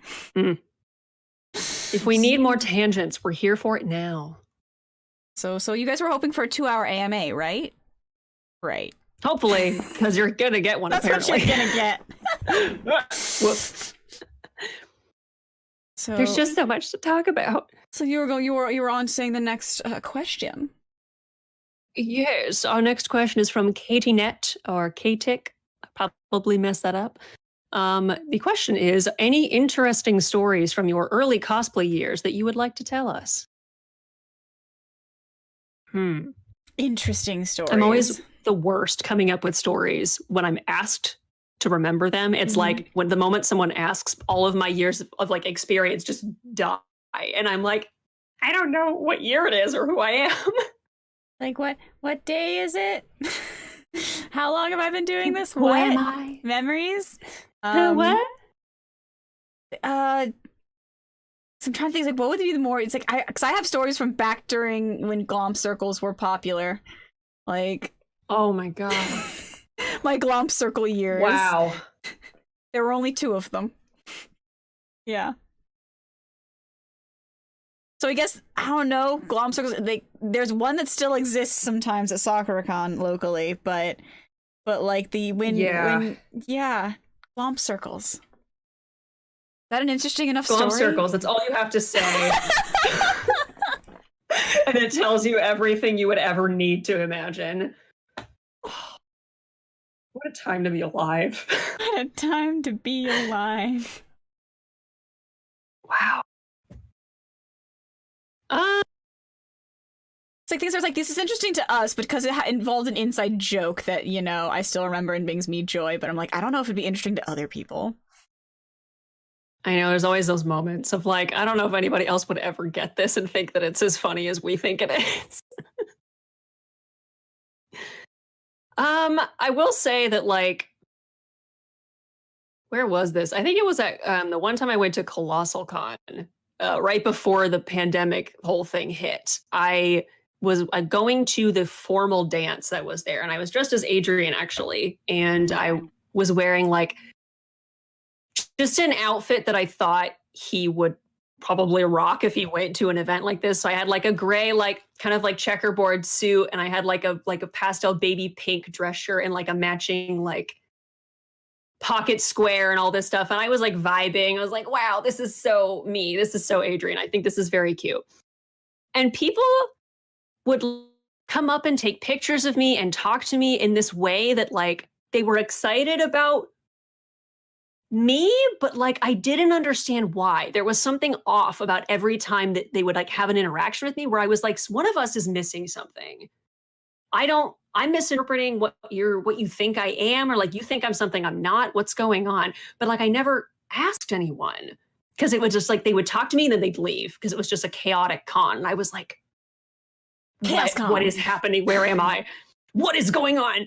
And so then finally, some dude comes up to me, this like 6'4" dude or something comes up to me at con and has like his little camera. He was a very nice guy and was just like, oh, can I take a picture of you? I love like your interpretation of this costume. And that's when it like really hit me. I was like, tell me, sir, what is my costume? What's going on here? And he thought, simply because my wig was blonde, I was wearing a gray suit and had pink somewhere on me, that I was that one guy from Mob Psycho. And apparently so did everybody else. Oh my gosh, that's kind of beautiful. Just are you this character? Nope. Oh no, the video is playing catch up again. I was like so dumbfounded. I was just like, you're back. I'm lagging hard. Okay, nice. Yeah, I was so like, it was like a rush of like the memories of like the past 3 hours came back to me, and I recalled every weird conversation, and I went, oh my God, this whole time they thought I was from a show I've never even seen. And I didn't even know how to respond. And so I went with it. I was just like, thank you. Thank you. I really thought the print the print on the suit was a fun little thing. Have a good con. And then I just went and had like a silent mental breakdown in the corner. I was just like, I didn't know. I didn't think this would happen. I just wanted to be wearing pink. I love it. That's the kind of stuff that is beautiful. I think I've actually figured out this isn't, I don't know if this is a story, but this is just the first time I ever wore a costume where I got a lot of attention. And I got a lot of attention in a really weird combo of characters. Cause I was dressed as Red 13 and I did full orange body paint, big old red mohawk. This was back in 2009, 10 or so. So yeah, a while ago. People weren't doing full body paint. It wasn't a thing. Except me, because that was crazy. But I was in Red 13 and I was hanging out with friends. Very, very odd group, and there's a ton of photos of the three of us dressed as these three characters, as Red 13, Sora from Kingdom Hearts, and Mewtwo, like a full body suit Mewtwo. I love it. That's good. That is the trio. I have a photo of the three of us walking around, and we couldn't go 2 feet without getting stopped. That was the first time I ever had this is the cannot move in costume, and it was just a nonsense trio. It'd be like, no, we want all of you. And so yeah, there's a lot of somewhere from I think SakuraCon like 2010 is just weird trio. I want to see that team up though. I would love to see that team up. I love those moments when like you're just like genuinely chilling with like your friends in random things that have no connection to each other whatsoever. And there's just those people at cons that are like, yes, I want the picture of all of you because this is great. But like you're standing there posing and you're like, I never thought this is so weird. Mm-hmm. Where like it happens a lot. I remember there was one con, I think it was actually SakuraCon a few years ago, when I was walking around as Chat Noir and my partner Keon Cloud as Pidge from Voltron, and we were walking around Artist Alley together and like holding hands and just like looking at booths and talking about how cool all these like things were in this artwork. And I swear, every other booth that we went to, the tableist that was like sitting there, the vendors would be like, oh my gosh, this is so weird, but like I ship it now. This is cute. This is really cute. I ship it. and so Keon and I, like Chat Noir from Miraculous Ladybug and like Pidge from Space we're just chilling there. We're like, okay, cool. And so many people said it to us that at the end of it, we were just like, I guess it's canon now. I guess. I don't know what to say. And now just we have to crack wonder, ships that. Now we just have to wonder what a Kumatai's Pidge would look like. Listen. I think that could pop off. I think I need some fan art. We need this AU now. Oh no. Oh boy. I need this crossover. It would be good. That's a pretty good one. All right, so segueing into our next question from Mari, which is, do you have a favorite in-character interaction, whether it was in front of an audience or simply messing around with other cosplayers? And if so, what was it? Ooh, that's tough, because I mean, some of my favorite moments are with you on stage, just the stuff that we say back and forth to each other, because it's all improv, and it's all just the banter. I think Good Omens was one of the best that we, in terms of quippiness. There was good banter there. Yeah. Mm-hmm. I think so my favorite in-character, the character I end up being acting in character as the most is Jester. And I think I've had some of my absolute favorite interactions as her, just because other critters are down for it. And if you can do the Jester voice, the interactions I've had with, I think there was down in ALA, there was someone who was dressed as the Traveler. And they were absolutely wonderfully in character, and we bantered back and forth just randomly in the Artist's Alley, and their friends were just looking at us like, what is going on? Because we were just full on back and forth. Yeah. And it was just one of the most absolutely just joy, pure serotonin and joy coming out of me as I'm just those kind of interactions. People get really into it with such a joyful character. It makes me so happy. Yeah. If I have to pick a second to, pretty much all the interactions I've been able to do with you on stage, Being Jester fair. interacting That's with fair. Babbler cosplayers is some of the best.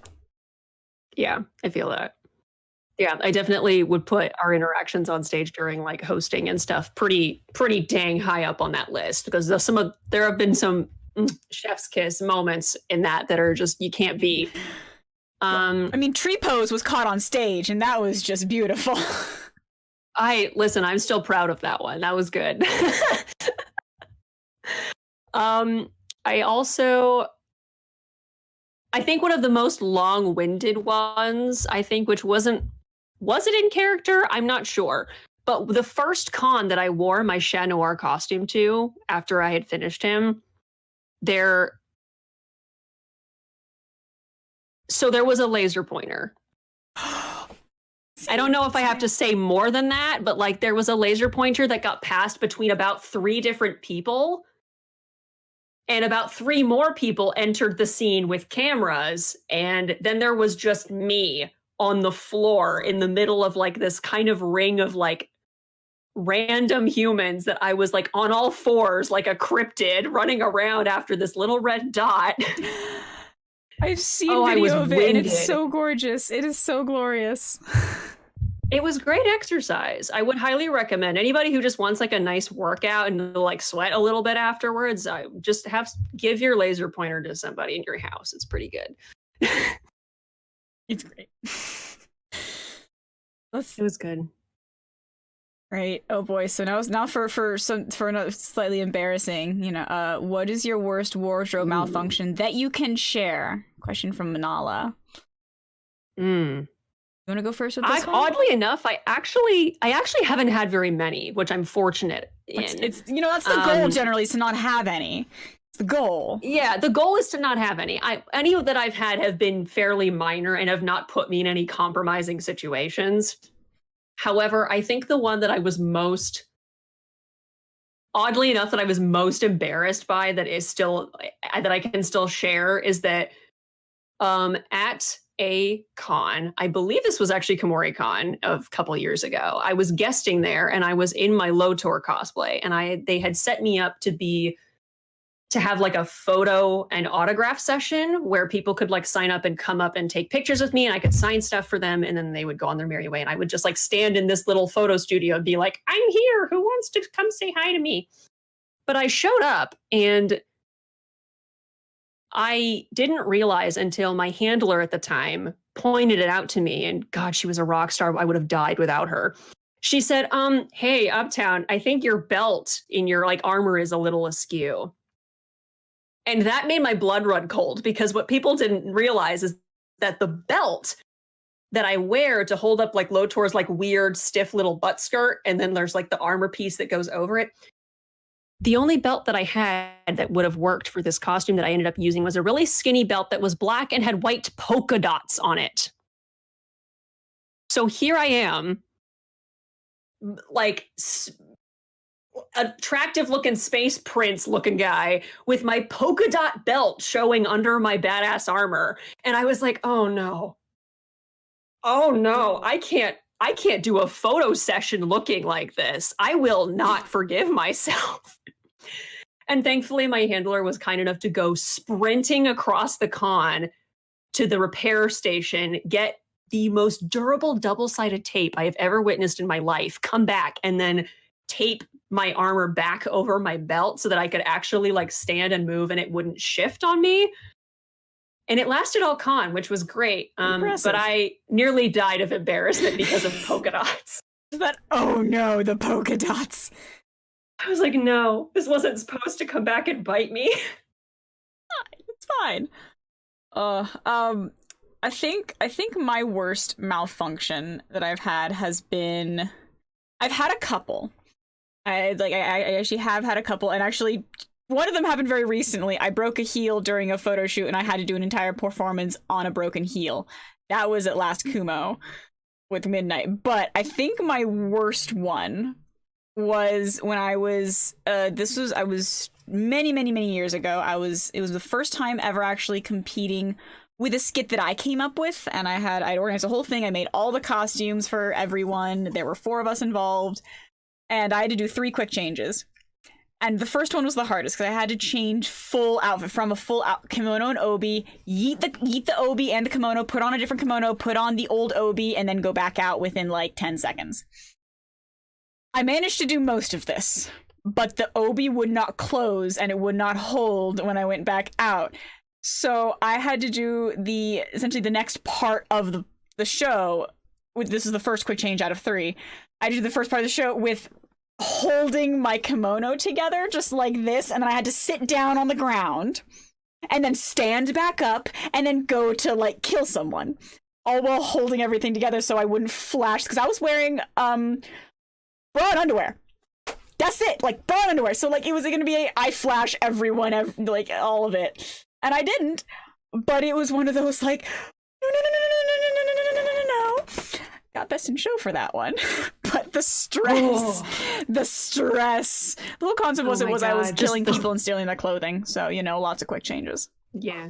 Lots of that. Yeah. The stress that comes with just like knowing that you are this close to disaster while you're trying to hold it together and keep up this calm outer exterior. I am performing. I'm not showing my underwear. No, I can't see all of my thigh. No. No, the show must go on. I'm not having a panic. Yeah, pretty terrible. Much. The fear. Oh, that skit was one that turned out. It was this is going to be a total, like, this is not a happy skit. This is a horror skit. And then people started laughing and I went, welp, it's a horror comedy now. We're rolling with it. So I actually made it more comedic on the fly with my actions, just because, like, all right, we're rolling with it. But yeah, that was fun. Yeah. All right. Our next question we have is from Queenie, and it is, have either of you ever gotten that feeling of fulfillment? Something like, wow, I've come so far. My hard work has led me to this point in my life, and I'm proud of myself. If so, and if you can remember, when did it happen?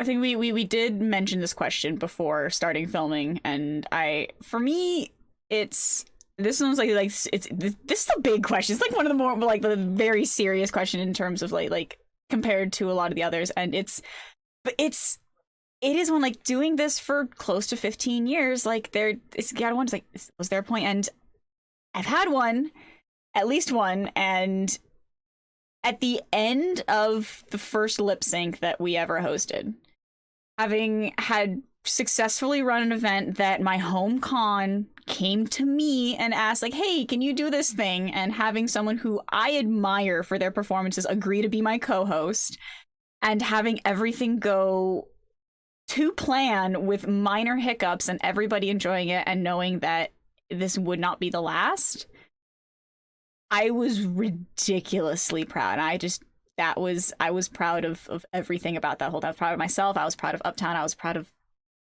it felt good. Yeah. So.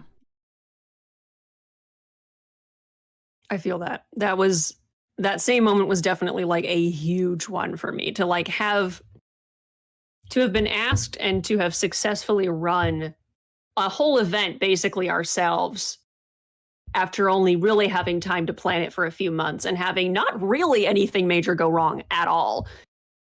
And have it be this event that we cared about so much that it was just this, because like the lip sync event is like a combination of so many things about cosplay that I just flipping love. And so it brings me such joy. And to have it be so successful and to also hear the feedback from everybody afterwards who would come and talk to us and who were so excited and said, oh my God, like I had so much fun being here.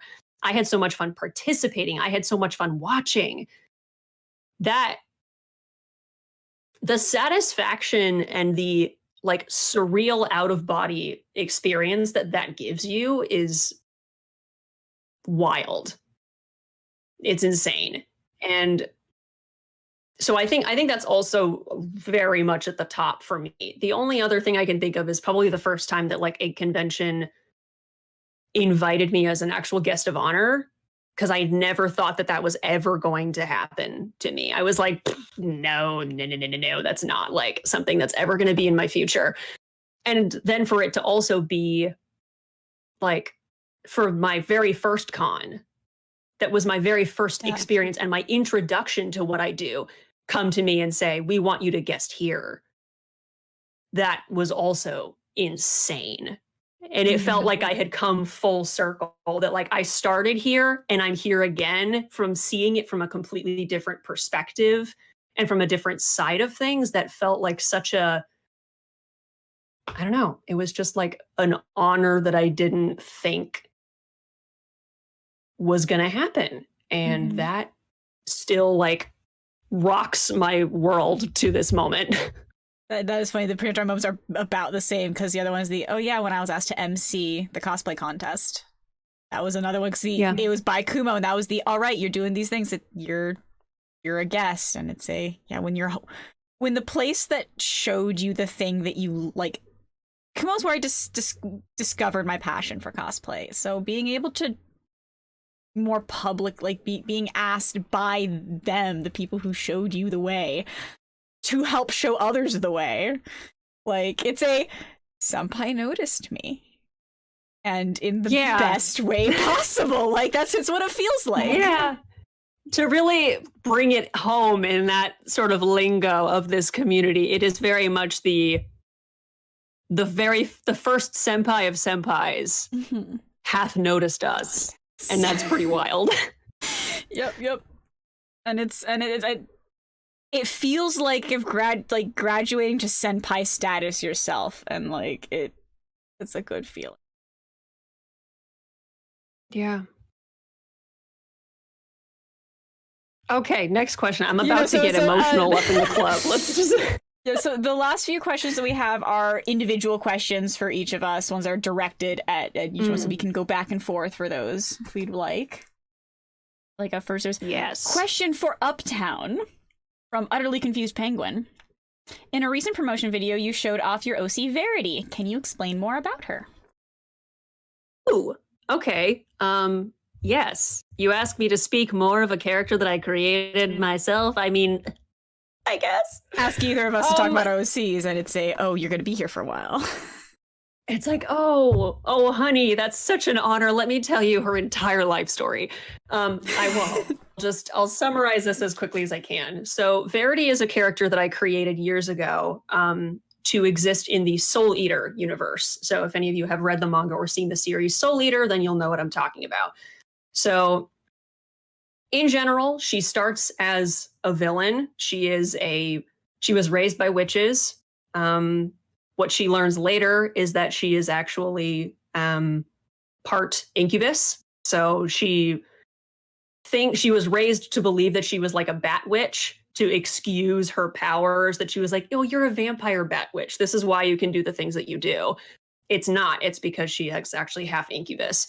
But she was raised by witches to basically be a spy, to infiltrate the DWMA and spy on the students that were the biggest threat to the witches of that age. And so she goes in as a student and wiggles herself into all the inner circles and like makes friends with the main cast and presents herself as this like, oh, I'm new, but I'm extremely talented. You want to know all about me, don't you? I'm your best friend. I'm so interested in everything you're about.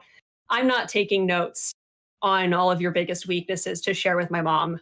Not at all. No, not at all. It's fine. Don't worry about it. Not at all. She presents herself as pretty sweet most of the time.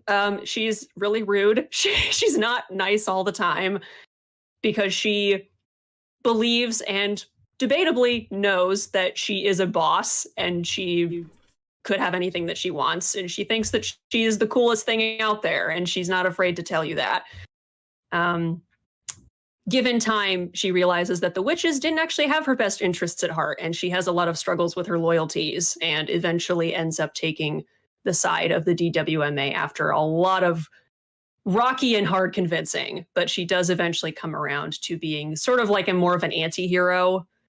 We love an anti-hero. She will always have questionable morals, but she's coming from a better place now. I love her. Yeah, so that's her summary. Let's get a question for Sammu up in here. Sammu, here's a question from Bella. What inspired you to become an expert with corsets, and do you have bunnysuit tips? Well, I grew up around sci-fi fantasy conventions, so I grew up around people wearing corsets for, historical costuming or, fantasy outfits, pirate outfits. So I always loved the look of corsets. Like I tried on my first one when I was 15 years old because that's the youngest they will let you try them on. Fair enough. But yeah, it's safety purposes. It's a good idea. I wanted to be able to make ones that fit me because I have a very short torso, so most corsets they dug in awkward spots and were kind of uncomfortable. So because they didn't fit me, I figured I'd figure out how to make my own. Also, I was actually someone said, "Hey, you should cosplay this character. Joined us in this group. You know how to make corsets, right?" And at the time, I didn't really, but I went, "Yeah, totally," because I wanted to. So I figured it out. Fair It enough. was the corset itself was absolutely terrible, but I learned just like, oh hey, the method of making it isn't actually that difficult, and I could get better at this. So that's just like I loved the silhouette. I love how I feel in a corset. It feels a good corset should feel like a nice tight hug, and so like I loved the shape, and I loved being able to manipulate my own body shape like heavily. It's fun. And I guess for tips for both, this is both a bunnysuit and corset tips.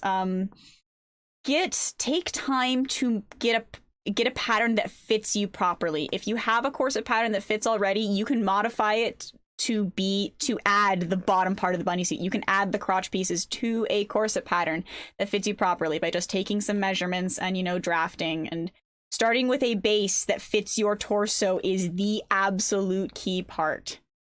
So just mock-ups. And once you have one that works, save it. Save it forever and ever and ever. So you never have to do it again. I've had bunnysuits have been an absolute headache for me. So it's always easier to, take things in than to let them out. Don't underestimate how much fabric you'll need to cover your butt. And always make it possible to go to the bathroom. Snaps in the crotch. Always put snaps in your crotch. So yeah, that's corsets and bunnysuit. These are the pro tips we need. Yes, yes. Honestly, pro tips for any cosplay. You're Think right, about how you're you're going to right. go to the bathroom when you're making it before you start making anything. How are you going to go to the bathroom? First question.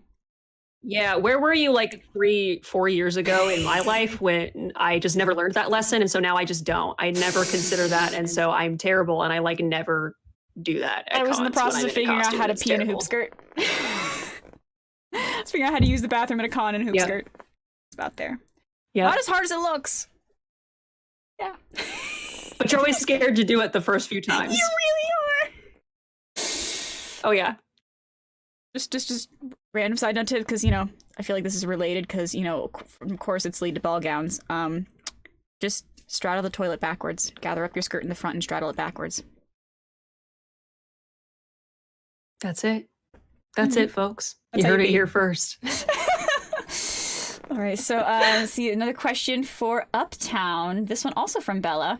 I love your Dark from DNAngel cosplay. What made you choose to cosplay them?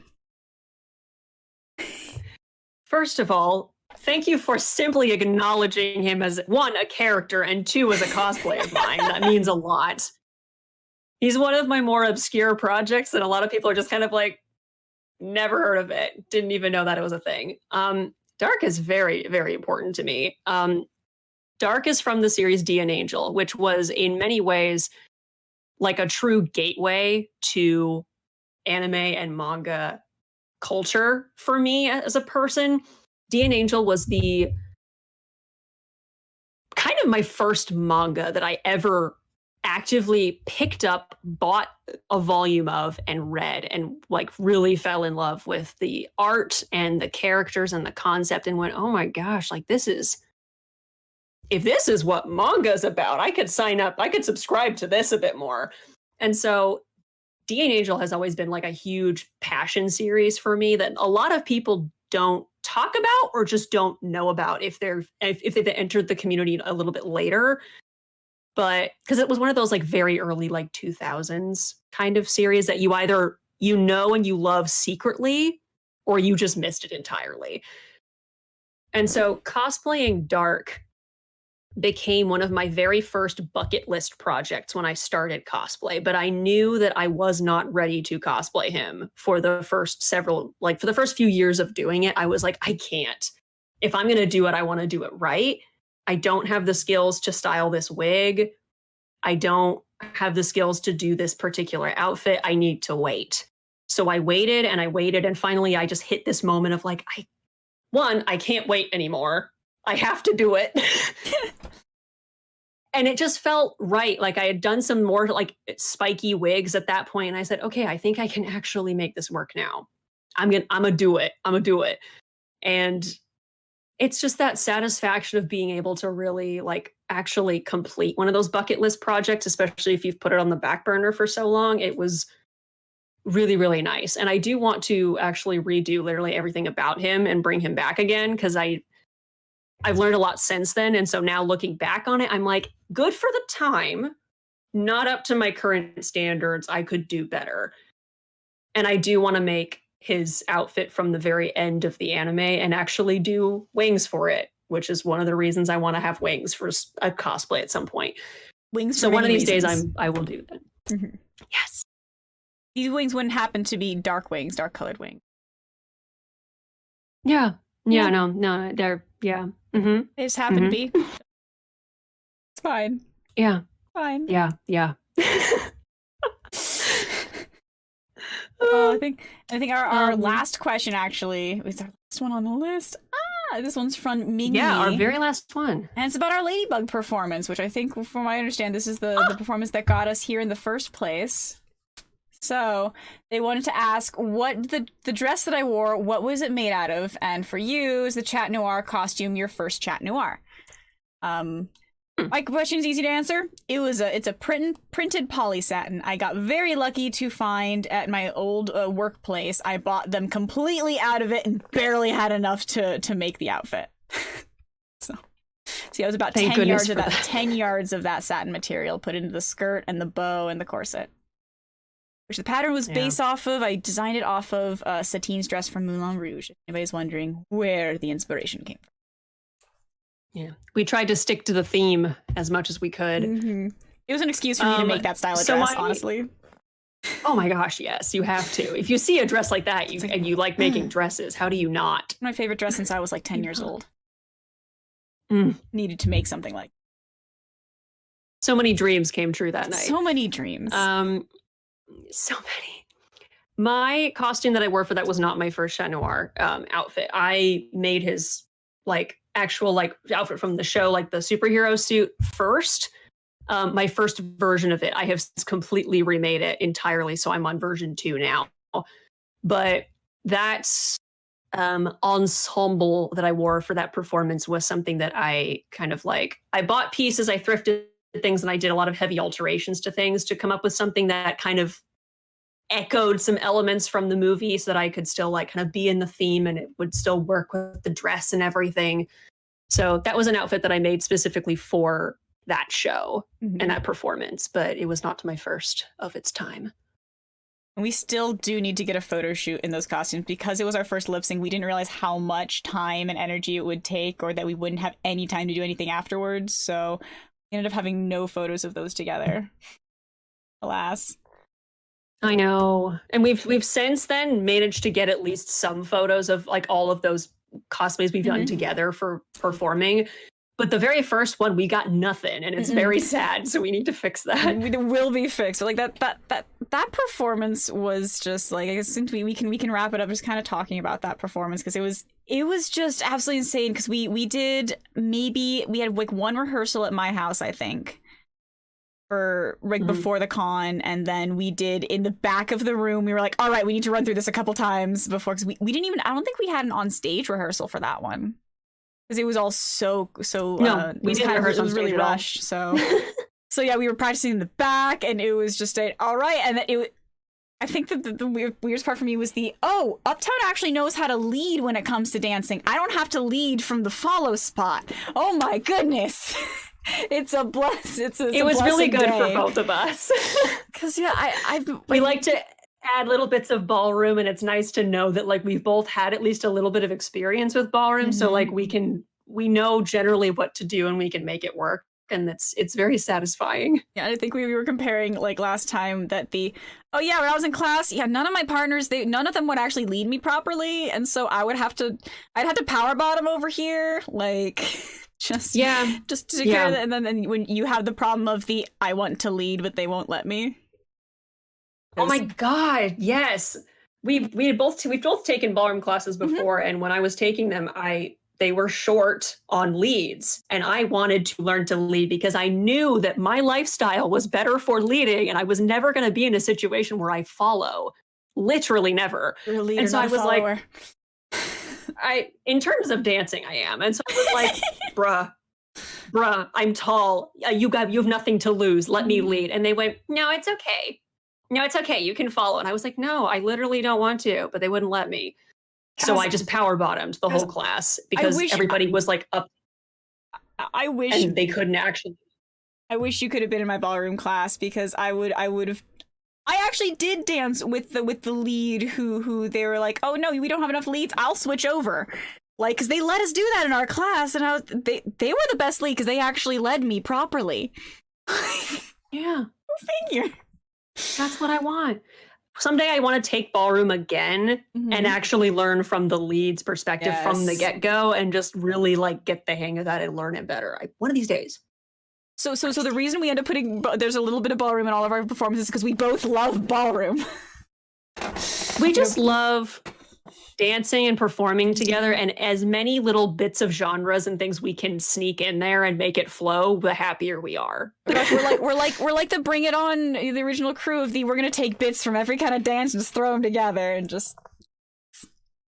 And the more times that I get to leap into your arms, the happier I am. And I'm happy too because it makes me look strong. So they can like. It's great because we can actually lift each other very easily, like back and forth very easily. So we can do it's great having a partner that can whatever move we want to do, we can do it. If one has to lift the other, it doesn't matter which is in what spot. Ability. We are strong enough to lift each other at least. Yeah. We can be strong when the situation arises. Exactly.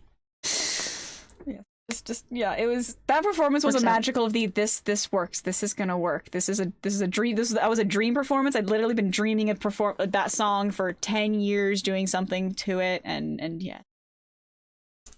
Yeah, and for like a couple years prior to doing that performance, I had always dreamed of that song and Lady Noir as a couple doing it together. And so when Sam brought that idea to me, I was like falling out of my chair, and I was like, Sam, you don't understand. I wanted this for years. And I was like, no, you don't understand. I wanted this for years. And we knew it was going to be a beautiful, beautiful partnership after that. Because like after that, every time, been very good. Even when we've had difficulty choosing songs or characters, we've generally been able to, once someone comes up with it, it tends to be like, yes, yes, yes, yes, yes. We haven't really argued. It's I have an idea and I'm kind of and then I have an and then maybe this, and then someone goes, yes, yes, yes, yes. Yes. That's how it goes. Yeah, it's been very that. And sometimes it's a song, sometimes it's the characters that we go, okay, we like these characters, let's find a song. Or say, this song is great, what characters? Yeah. Like, Greatest Showman was we had to find characters that we liked for that one, so we went a little more obscure. And I'm so glad Uptown went with the Adventure Time, because it was one of those, like, this is obscure, it's not one you've done much with, but... Yeah, that one was a hard one for us, where there was a couple. So first, I think the first, like, hiccup we hit was with Dreary, where like we decided we were struggling with characters for a while. We were like, I don't know. And then we went Harry Potter.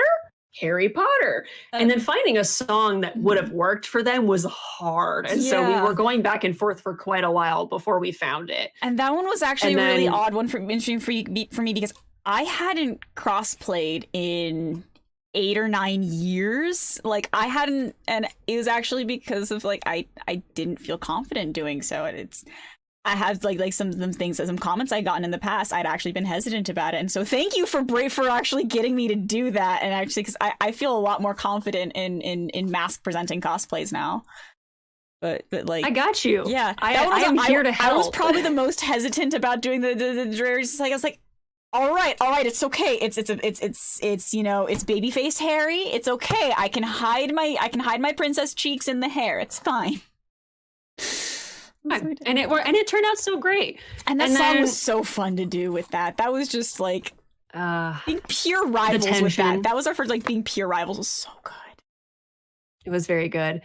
And then the Adventure Time Greatest Showman crossover that we did, that one was also hard, where we said Greatest Showman, we have to do this. And then finding the right couple to use for it was tricky. And when Sam came to me and said Adventure Time, and it involved me doing a quick change and changing characters, but it was so fun. It wasn't a show that like I had really ever gotten into and that I knew very well, and so I was like very hesitant at first, and I said, I don't know. I don't typically like cosplaying things that I don't know. But Sam was like, it works. It works with the chemistry. Trust me. And so I said, okay, I'm going to trust you, and I'm going to go do some homework. And so I went and watched all the episodes that had Marshall Lee and like Gumball in them and everything. And I went, oh, okay. I get this enough now. I get to be Marshall Lee, which vibes with my aesthetic very well. I will do this for you. And I'm so glad that it worked out as well as it did. And I had a blast. I had an absolute so much fun because I was honestly, it made my dreams come true because I was like, oh my gosh, we get to do an OT3.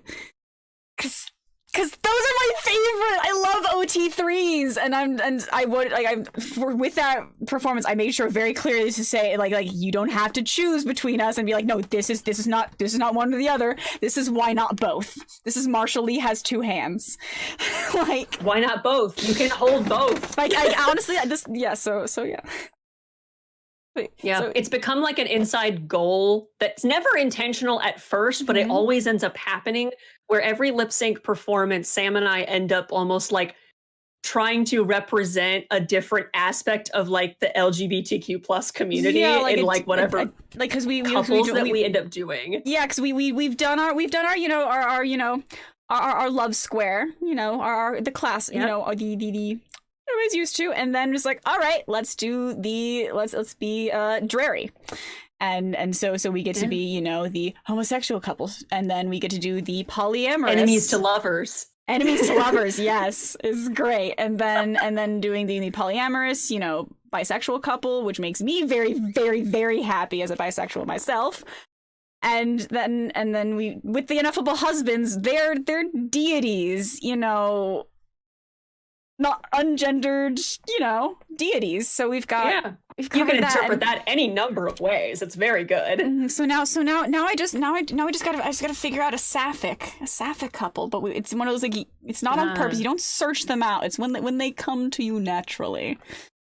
It is. Yeah. It's like when it hits you different, and you go, oh. Yes. Okay.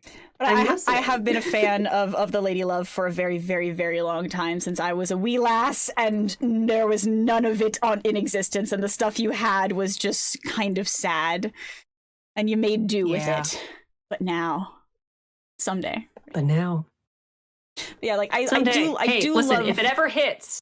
If it ever comes up, I'm not opposed. We can make it happen. And I love you for that. Right, so yeah, I'm open. We love doing covering all of our representation in the most fun way possible, because we love our queer community. I've been a part of it. I've been a part of it for a very long time. I was out in queer before I was out doing cosplay. So that's fair. Everyone. So I guess good message would be the love and accept everyone. Like, cosplay community is one of the most loving and accepting ones that I have seen. It has its bad sides. Every community does, but it has been so just the more welcoming than any other community I've seen, and the more willing to learn and willing to change to better foster acceptance and better foster more people being able to be a part of the cosplay community. Yeah, exactly. I want to keep spreading that, and we want to keep making that a thing. Yes, that's the energy that we always want to represent and set an example for in this.